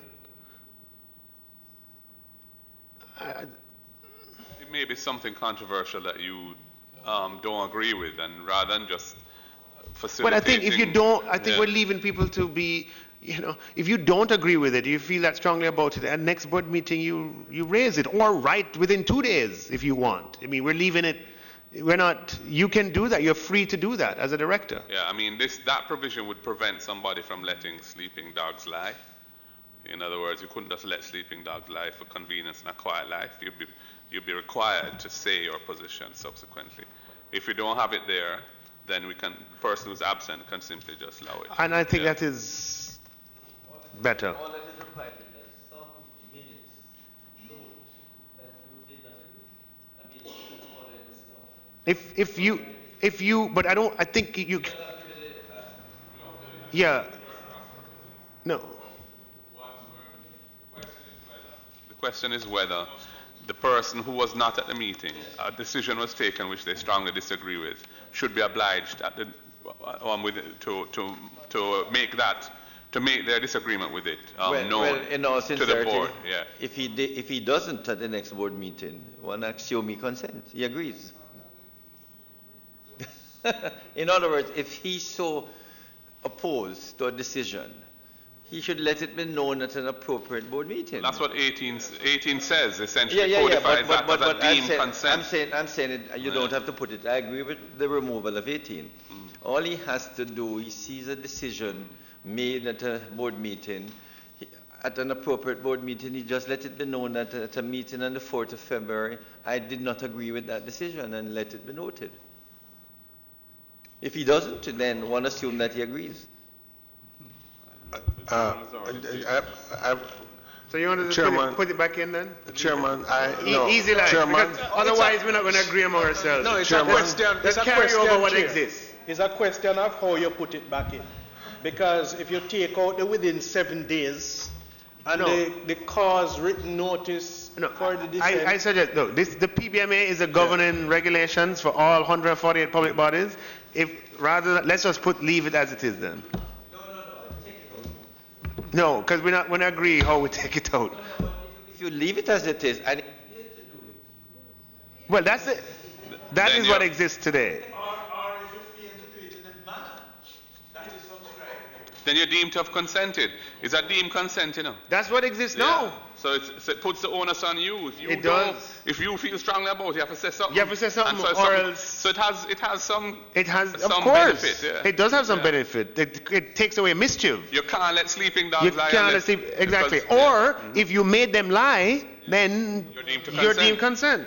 What is the manner in which you have to do it as outlined here? Suppose you don't do it in this manner.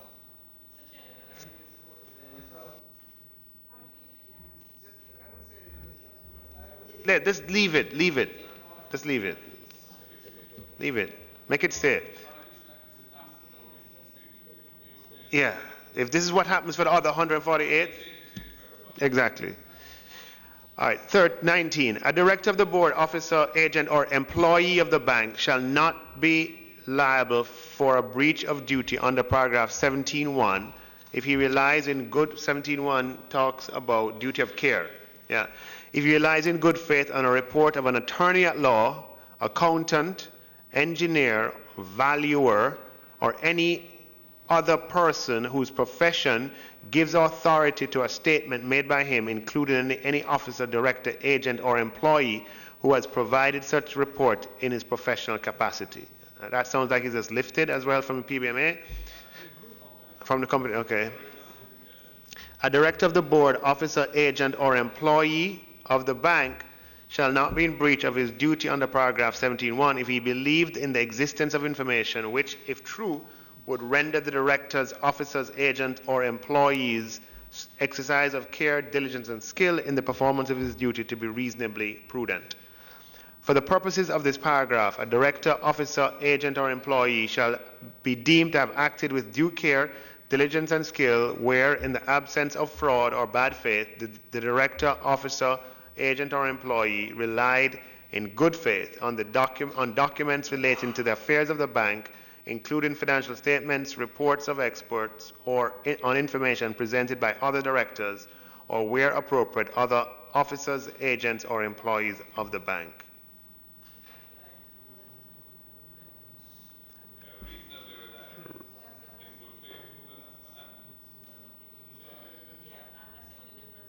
Tell me. In good faith, and the PBMA speaks of reasonably relied in good faith. Really? Yeah, reasonably is here. Yeah, Reasonably I might have skipped it. I don't know. Yeah. I don't have it in my It's okay. there. Reasonably relied in good faith. Yeah. It's the right test because it shouldn't be a negligent step Right.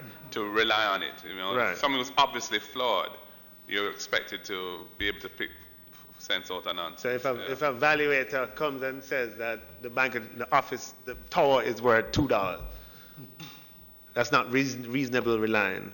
No. Okay. Except in respect of an action by or on behalf of the bank to obtain a judgment in its favor, the bank may indemnify a director, officer, agent, or employee of the bank. A former director, officer, agent, or employee of the bank, or a person who acts or acted at the request of the bank as a director, officer, agent, or employee of the bank, of which the bank is or was a member or creditor, and his legal representatives against all costs. No, something is not right here. Something is mixed up. Yeah, indeed. This is what you call a mutation. Or a person who acts or acted on the request of the bank as a director, officer, agent, or servant of the bank. Then the words of which the bank is or was a member or creditor. Those words seem to be, some words are either missing or wrong in that little piece there. It's a mutation.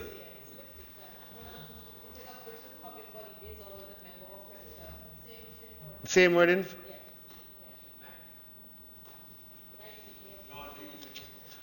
So what does it say? An agent or servant of the public body of which the public body is or was a creditor?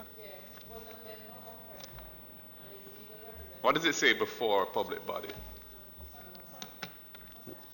Does it say, it says agent or servant of the public body of which the public body was. Is or was a member or creditor?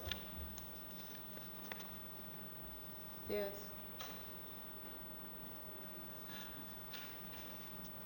It should say, I suppose, agent or servant of the bank or other entity of which the bank is or was a member or creditor. Some words are missing.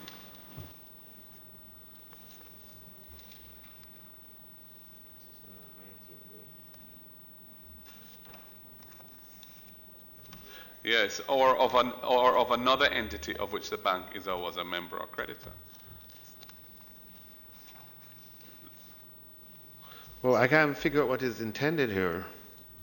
It's to in what circumstances a bank can indemnify somebody. Right, but I can understand the first part. You can indemnify. I mean, Former first servants part and of B. agents, present or former servants or agents. Yes. And then I guess it's to do with subsidiaries, for example. So if the bank had a subsidiary, the bank would be a member of that subsidiary, and you could be indemnified as a director of that entity. I see. Yeah. Right. Yeah, or similarly, if the bank was I'm not sure why the creditor is there in this case. And the bank doesn't have subsidiaries, does it? The Bank of Jamaica doesn't have any subsidiaries. I think we could delete the words of which the bank is or was a member or creditor from this. And not lose anything. I don't reach down there yet. Don't reach down there yet. I'm not sure, Minister and members, whether it is referring to agent or servant of the bank, because what it says here is that where in the PBMA, a former director or officer of the public body or a person who acts or acted at the request of the public body as a director or officer of a public company of which the public body is blah, blah, blah. So what I'm thinking here is that you are requesting somebody to sit on another board. Right. And then what it's saying here is that it will be indemnified. So I don't think... So the PBMA says of a public company of which the public body is a member. Of which the public body is or was a member. So those words are missing. The bank here, yes. Yeah. No, because, for example, supposing you ask the banking supervisor, ask a BOJ representative to go and sit on a board for some reason, that person could be indemnified by the bank if something arose. Right. It's a. I don't know if you're. So the words that are missing, where it says servant or agent of the bank, it should really say servant or agent of an entity of which? The bank, right? Yeah. Because it can't be at the request of the bank as a director, officer, agent, or servant of the bank. That's the one that seems to be wrong. It's not of the bank. No, it's of an entity of it's which of an entity yeah. of which the bank is or was a member or an creditor. Entity. Maybe entity is a good word. Subject to drafter. So of an entity. Yeah.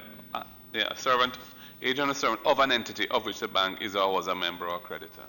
So that could be an intervention situation or something, yeah. Okay, you want to just read it for me? Yeah, so we just change on the top of page 12, where it says agent or servant of the bank. Page 11 rather. It's agent or servant of, take out the bank there and say an entity of which the bank is or was. Yeah. And then the rest of it remains? Okay. Words matter. All right, on to sub 2.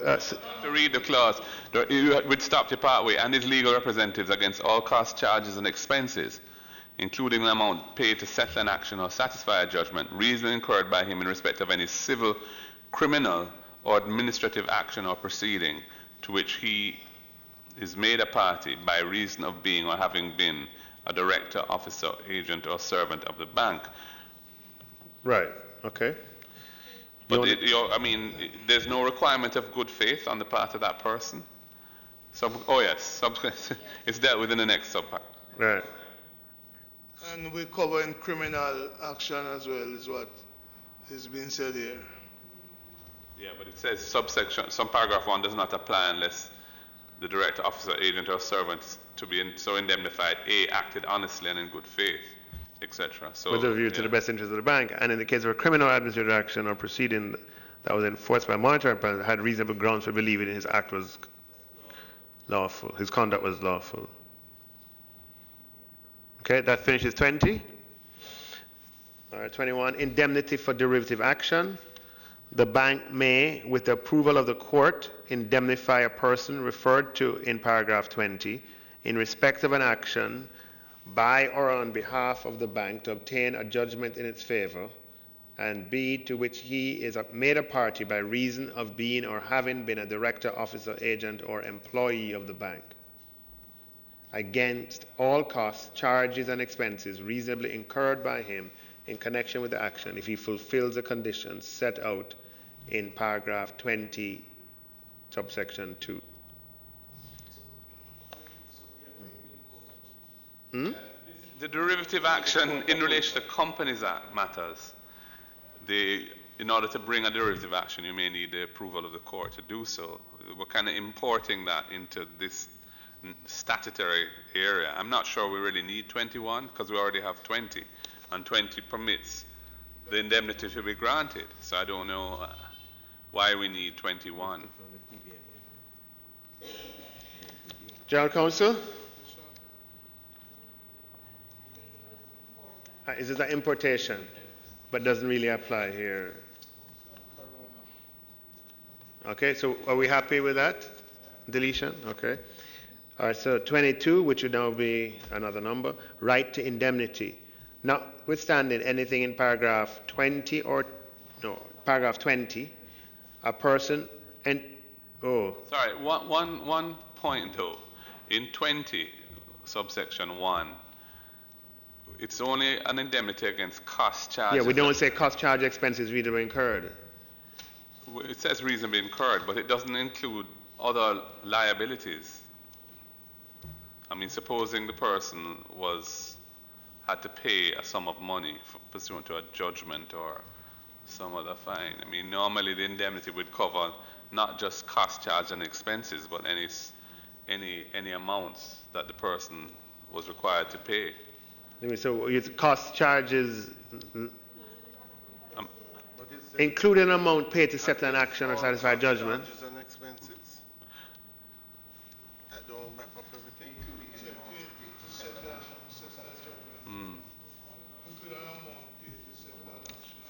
But yeah.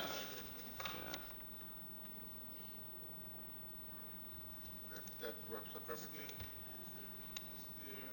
Well, it doesn't wrap it up if there's no judgment. If you're just paying a administrative fine or something. But anyway. Yeah. Okay.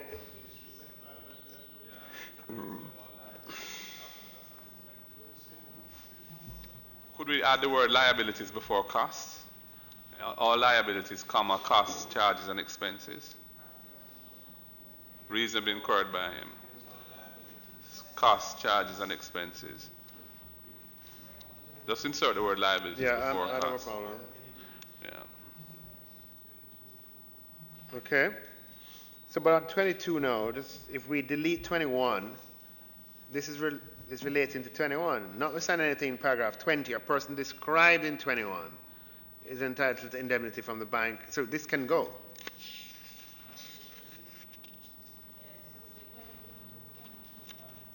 Anything to 21 is about a person in 21.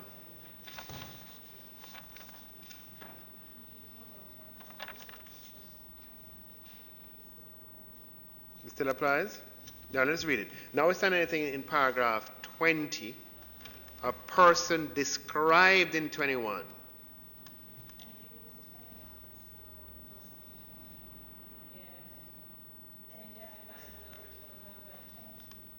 All right, so we have to, so how we're going to, it has to be tweaked to be consistent with the deletion of 21.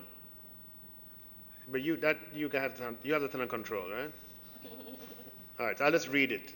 A person described in paragraph 21 is entitled to indemnity from the bank in respect of all costs, charges, and expenses reasonably incurred by him. You want liabilities here as well? I think 20 is sufficient. I don't know why we need 21 and 22.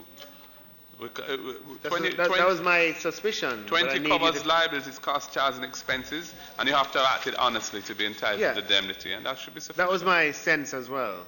You agree with me now? All right. Yeah. All right. Levels of emoluments. In exercise of any powers conferred on the board by the Act, these rules or any other relevant enactment in relation to emoluments payable to the employees of the bank and any other policies and guidelines applicable, the board shall, subject to paragraph 2, establish compensation policies and guidelines that it considers adequate to employ and retain the qualified and skilled staff that are needed to achieve the objectives of the bank. It should be the objectives of the bank, right? Pursuant to subparagraph 1, where the board forms the opinion that the compensation policies and guidelines would deviate from the policies and guidelines issued by the Minister of the Public Service from time to time in relation to public bodies, the board shall first consult The minister responsible for the public service. with the minister Because we don't always have a minister of public service. responsible But the for the subject matter is always assigned. Yeah. The subject of Yeah, public but you don't call it the service is minister always- of the public service. minister No, with but, responsibility. Minister but with this is responsibility referring for to the finance and, subject yeah. matter. So it's, and this was a 2011 amendment, and we have made it consistent throughout. Yeah, absolutely. It shall first consult with the said minister before implementing its compensation policy and guidelines. It's a very important. I believe when we looked at the bill, we did say that the minister should have the final say We did. on this. But this now limits the minister to be consulted. And post-consultation, the board can go and implement. This is going contrary to what the committee had said. And I wish for the position adopted in the Act, because the Act obviously must have preference over the regulations, even though this is part of the Act itself as a schedule. So I want to go back to the first approach. Yeah, it had arisen, was it in relation to the pay for those top people? Was it that? It was for the I pay believe of it. the I believe it was for executives. the. It was for the emoluments for the governor Executive. and the executive. Right. So what we're saying here then, if we, God forbid, well, if we have a general, This should be subject to that provision. it should be, Because this encompasses all employees. yeah. Right, so it should be subject to that provision.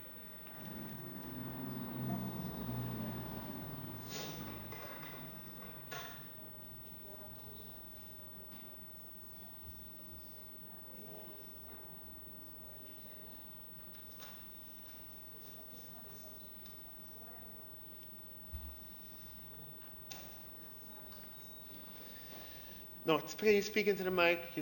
SG of the power. Some things are off record, right? Chairman, I just want to ask at this point, since we are at emolument, is it that this is being sought because some of the positions in the bank require a high level of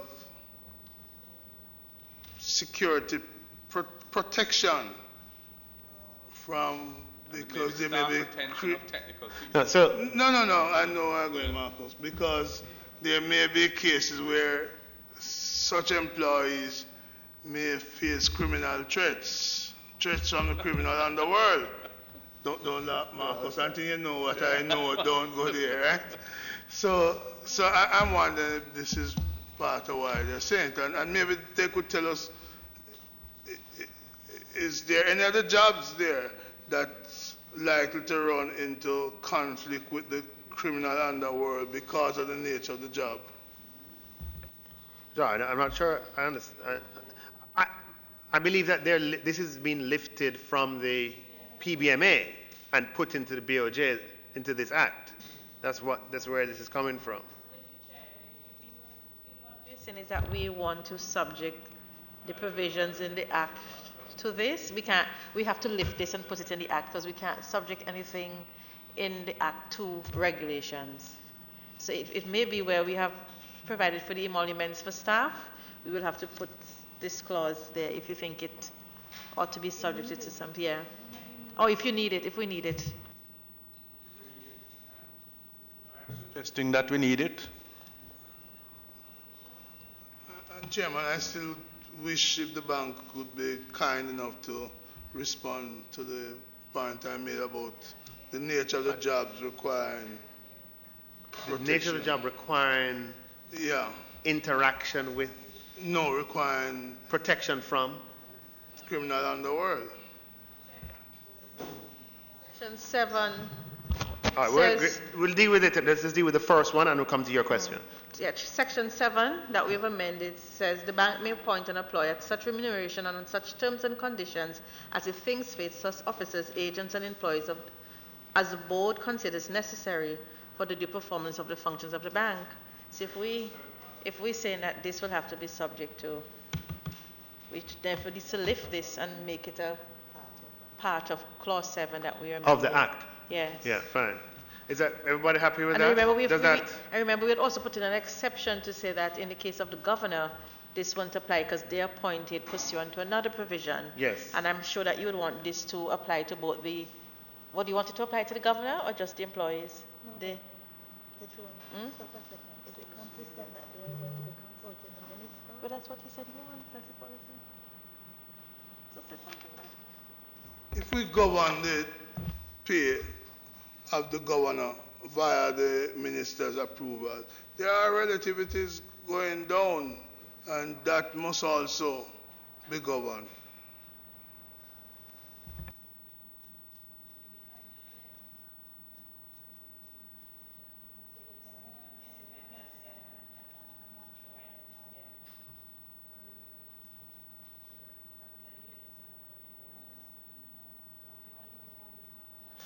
Yeah, I don't know. I'm not so.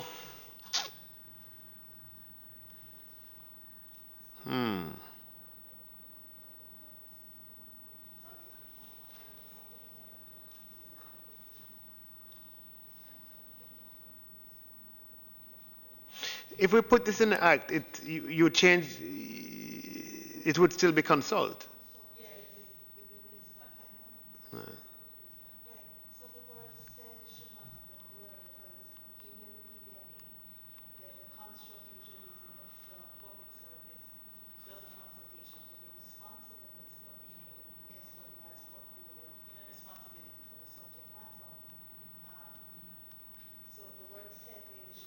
It should be the minister responsible for finance.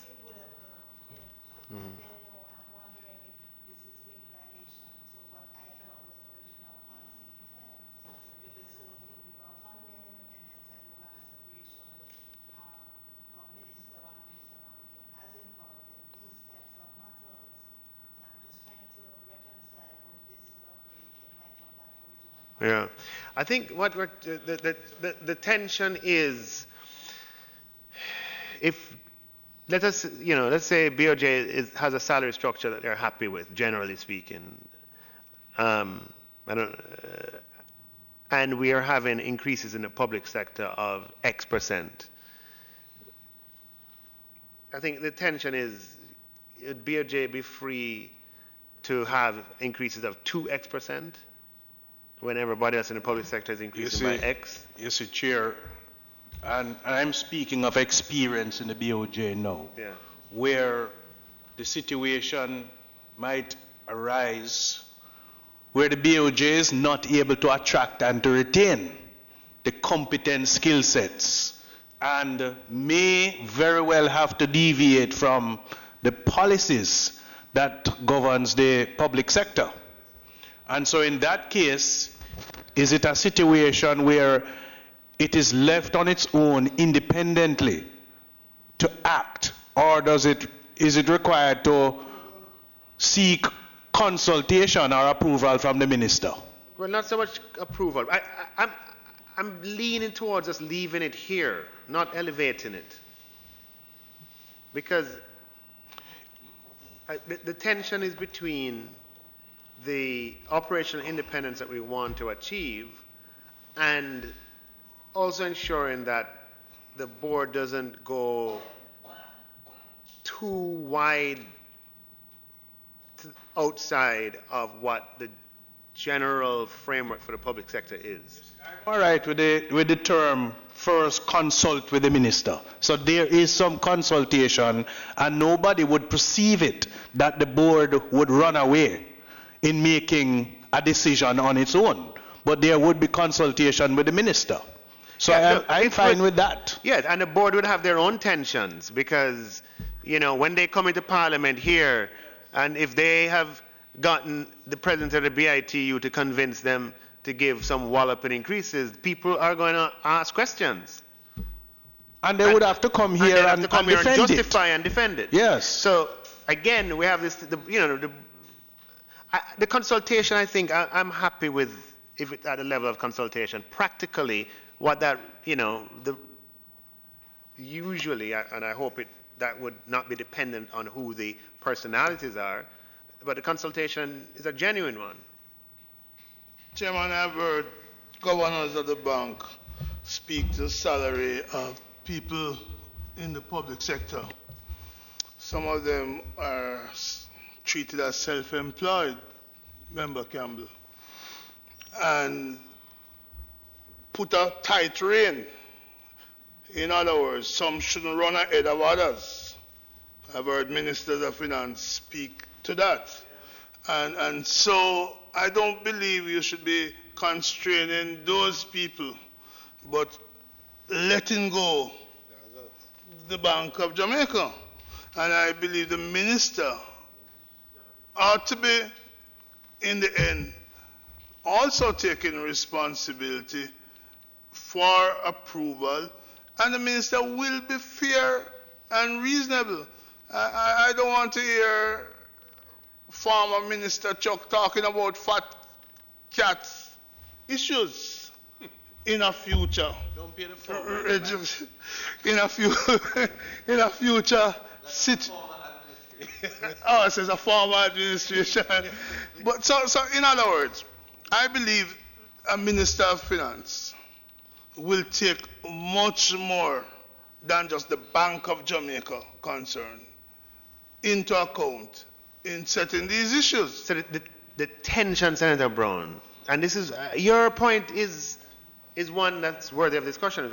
We're discussing I want to be more than worthy of discussion. No, but here, but here the other side of it that I'm struggling with is that if you go to the level of approval, that can become a very convenient avenue through which to exercise undue control. That's a tension. I agree with you that we can't have a situation where any institution, including the central bank, can run away ahead of where the general, those paid by the public purse. Chairman. Huh? Ultimately, this allows that because it's the consultation may be genuine, but there may just be a disagreement as to what's appropriate, and the salary levels within the bank may be way out of whack with the rest of the public service. So that's a risk. Yeah, I think the point. A suggestion, Chairman. Governor first. Yeah. I think the point you make about the tension is a very important one. We want a central bank that has operational independence, and I think this is part of operations. But we are saying it's not a runaway train because you have to consult. There are other decisions that are more profound than this one, to which we are not saying you have to consult with the minister. My understanding is that monetary decisions that are made may be decisions that the minister is not entirely in agreement with, but they are decisions that the bank can hold. So which you have to come to Parliament, and you you're come to Parliament, Parliament. sure. And you come to Parliament and take the beating over the salaries also. So I think once it has to do with operations, you need to give a little bit of freedom to the bank to run it. Maybe we're taking the beating, forget it. It will be with consultation. Remember, yeah.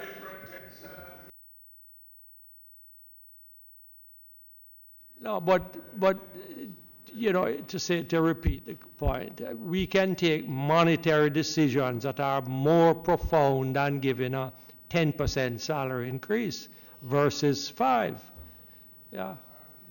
In Jamaica, these things have taken on very emotive and taken on lots of significance because of things that have happened in the past. So I come down on the side of, in this tension here, just leaving it at consultation. But in I think relation it's to the too- governor's salary, the minister has to approve it, doesn't he?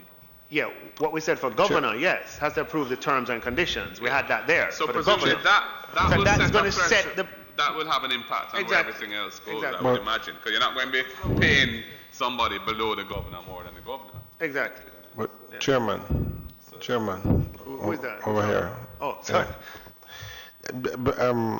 I understand what this is saying and the point that's made. Bank of Jamaica is very important and we are moving to its independence, but it is still seen within a wider framework of public sector. What this speaks to is where the board itself forms the opinion that the compensation policies and guidelines would deviate from the policies and guidelines issued by the Minister of the Public Service. From time to time, in relation to public bodies, the board shall first consult with the Minister. Now, you're saying that from your point of view, consult, because if you are being consulted with it, you could almost change that word to inform, and which is what's troubling, because it would be against the policies it's deviating. So I'm wondering if what we're saying here is that that is something that must be brought to Parliament. Because your question here, your question that you're making here is that you're deviating from the wider policies. How are you going to deal with that? Okay, the first thing, remember to note, is that this is in the PBMA today, as it in relation to the public bodies. Before 2011, it didn't exist. But after 2011, we linked the public bodies with central government. As a practical matter, what happens is, and the presidents here know this as a practical matter, that consultation process allows for slight deviations that not be considered offensive. And that is what we don't have a system where exactly what central government agrees is exact, tooth and nail what public bodies are held to. But within reason, there are a deviation here or there. And I think that this has served us well in respect of public bodies, and we're just simply seeking to apply it here to the BOJ. This is what exists and obtains. Public body doesn't require consultation with you. You said, not you personally, but the ministry with responsible for the public service set the thing after negotiations if they are agents here. This is not so. And the other side of it, whereas you govern the governor's salary, but there are relativities. And if a board, for example, can move the salary of the level 15, 20, up to 23 in the bank, that will have an implication for the level 25 and 20 plus. So I hope we're not running into this and expect too quickly. We need to slow it down a little and think about it. We're not going to solve all of this today. And having regard for the relativity with the other public bodies in the country. When Caban and I negotiate, we are looking at comparability.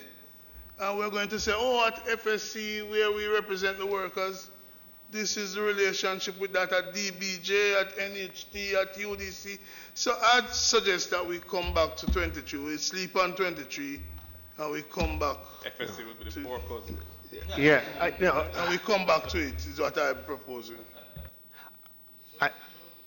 Just as a question, I mean, if, say, entire public sector decided it was going to get a 2% increase, and BOJ decided it was getting 10, how would that be treated? just as a, well, the board decided we're going to do 10. They would then what? Come and tell the minister? And that's it? Chairman, it's much more than informing, in my mind, or come to tell the minister, because the business might find itself in a situation where coming to the minister as part of the process of consultation is to recommend that where we are is X and we need to go to X plus Y. At the end of the day, that consultation may bring an approval from the minister. But it's not a question of just coming to inform the minister. And I'm a little concerned about suggesting that using the word approval, because that minister may come under public pressure. And someone or others may suggest that the minister... political decision. Yes, that's the what minister we're trying to get away cannot from. approve The minister, it. the political thing to do, whatever, might be to say, no, keep it at X. Whereas they're responsible for the monetary environment in which we live, which is super important. And if the right thing to do from that perspective is Y, what we want to always come down on the side of what the right thing to do is, because the monetary role that they play is fundamental to our economic security. And we don't want the scheme is to, I use the word tension because that's what it is, right? Huh? Just saying that there are many sort of essential services that you could apply to. Yeah. So I'm not, it's a difficult, I don't think there's an it's a absolute tension. right. It's a difficult one. I don't think there's an absolute right. Yeah. But, I'm just saying, I tend to agree with where we arrived at, that maybe it needs a little more thought at the end. I don't, yeah. No, we have so much coming down the pipeline, members. We talk about anti-money laundering framework and all the legislation that's going to have to be. We shouldn't delay this unnecessarily. But I'm smelling expediency. I'm going to allow you, but I'm smelling expediency, and I like principle over expediency. Yeah, as I said, I don't think we should unnecessarily delay, but this is a genuine, the tension is real. And we are going to have other meetings where we have to go through the amendments. I would want to sort of move forward, and while we're discussing amendments, we can discuss this again. Senator Brown, when we're going through the amendment, I don't want to, we consider ourselves finished with the regulations after today if we're lucky to get through the next page. But we can come back to it because we're going to have to meet again to go through the amendment. Just for clarity though, you were saying that this paragraph, subparagraph 2 here, what would the role of the Minister of Finance be? I think the Solicitor General had been... Well, it's the Minister of the Public, responsible for the public service, would consult with the Minister. Sorry. Where it would deviate from the policies established by the Minister of the Public Service, the board would consult with the Minister responsible for Finance.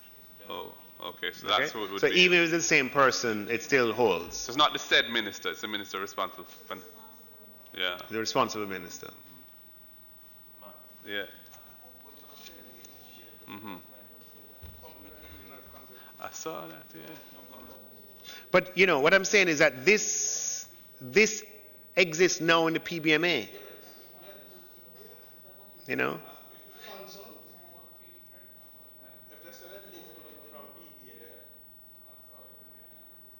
Yeah, anyway, let's move on. But we'll come back to it, Senator Brown. Number 24, without prejudice to the provisions of these rules or any relevant enactment in relation to the preparation of annual reports by the bank, such reports shall be prepared in the prescribed form and in accordance with Part 1 of the appendix to the rules. 25, the bank shall prepare in the prescribed form and submit to the minister the half-yearly quarterly, and other reports in accordance with with Part 2 of the appendix to the rules. Appendix, Part 1, content of annual reports. The following matters shall be included in annual reports of the bank. 1. Audited financial statements, including explanatory notes and notes to the financial statements, including accounting policies. 2. A statement of the emoluments of the directors and senior executives of the board. Senior executives of the board? Senior of the bank. For that year. 3. A report of the board of directors and committees, which shall include a review of the main activities from the reporting period, a statement on any proposed change in the nature and scope of the activities of the bank, bank or committee. This would be the committees of the board, but what about the MPC and the FBC? Yeah, I mean, this would be both statutory and other committees. Should we make that clear? It's all committees, statutory committees, and a committee is appointed by the board or established by the board. A statement on the proposed change in the nature and scope of the activities of the bank and any modification or proposed modifications to the corporate plan. Part 2, other reports. Other reports shall be submitted as may be required from time to time by the minister, and such report shall contain such information as be specified by the minister.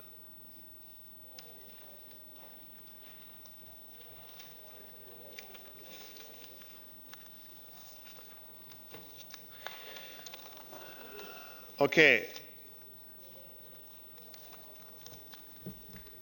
In terms of how we proceed from here, we'd have the amendments made today, would it in markup form? Can we do it in markup form? No. Can this be done in markup form? Like track changes. Yeah, track changes and original. No, track changes, not original. Track changes and clean. Yeah, both of them, that we circulate to the members. Huh? Yeah, we want to see the changes so we can keep track of it. Yeah. And we have that, available for the next meeting. Sorry, Minister, Yes. just was pointed out to me that, if I may, under the contents of annual report 3C, we had asked for this to be deleted in relation to a corporate plan because Bank of Jamaica wouldn't be reporting in this format, we think, in a relation to a corporate plan. So this was one of the provisions that we had asked be deleted. Yes, so it's... Because you say the corporate... This is an earlier version, but this is one of the things which we had Members, indicated. are you here in the General Council? I'm not really understanding the rationale, though. Yeah, Okay. she said, can you explain why? Okay, so I'm going to rely on Deputy Governor Roper as well, but when we had gone through this, one of the points we were thinking is that the corporate plan of Bank of Jamaica would not be a matter which would be included in the annual report, given the nature of our functions, and that's why we had asked that it be deleted. You want to add anything, or that's Yeah, I mean, wonderful? the corporate plan tends to, if you are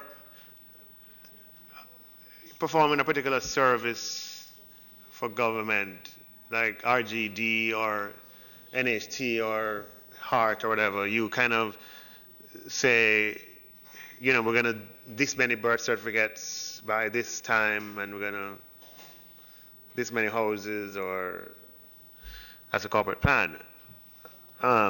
The parallel for the Bank of Jamaica would be,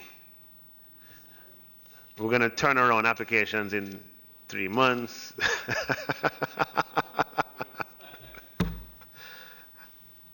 I don't know.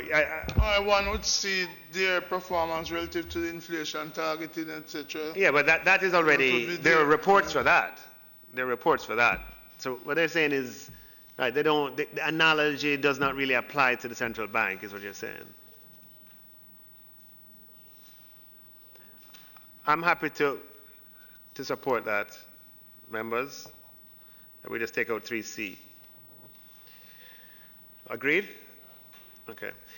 So in terms of going forward, you would produce a markup and clean versions of the regulations, and the next time we meet, we should be going through the amendments to the bill that hopefully will be circulated before time. Is that agreed as the next step?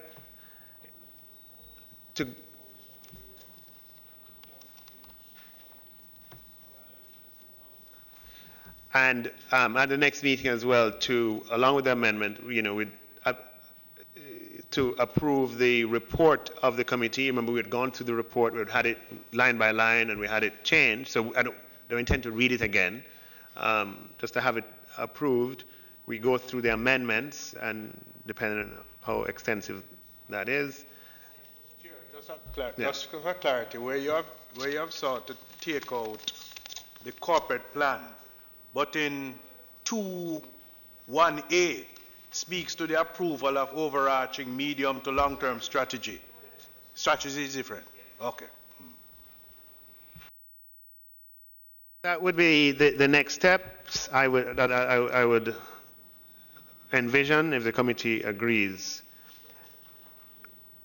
In terms of, before I even get to any other business, I would just say in terms of the date of the next meeting, it is, given that we are entering budget season, and given the parliamentary schedule, are you telling me there's no date in February left? Huh? No, sir. It depends on when the budget is. Yeah, you see, we are limited by the capacity of the parliament. We can only have one committee meeting. Huh?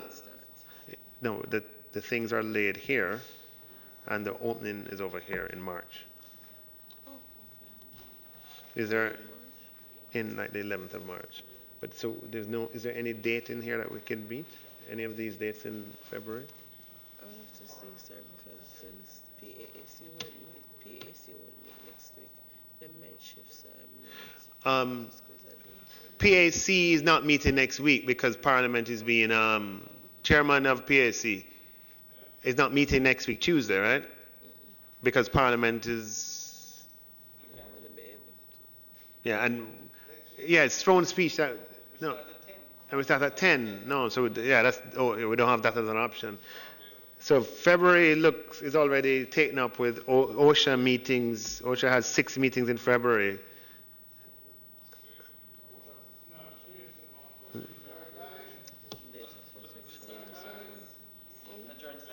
Yeah. So, if with your agreement, we'll discuss a date and then circulate it afterwards. And by then, we won't have the amendment out for review. So we come to the meeting able to go through the amendments. Yeah. So we're looking at March. Well, we'll see. Any other business? Any other business? Okay, if there's no other business, I propose that we adjourn. Seconded. All in favor? Thank you all very much.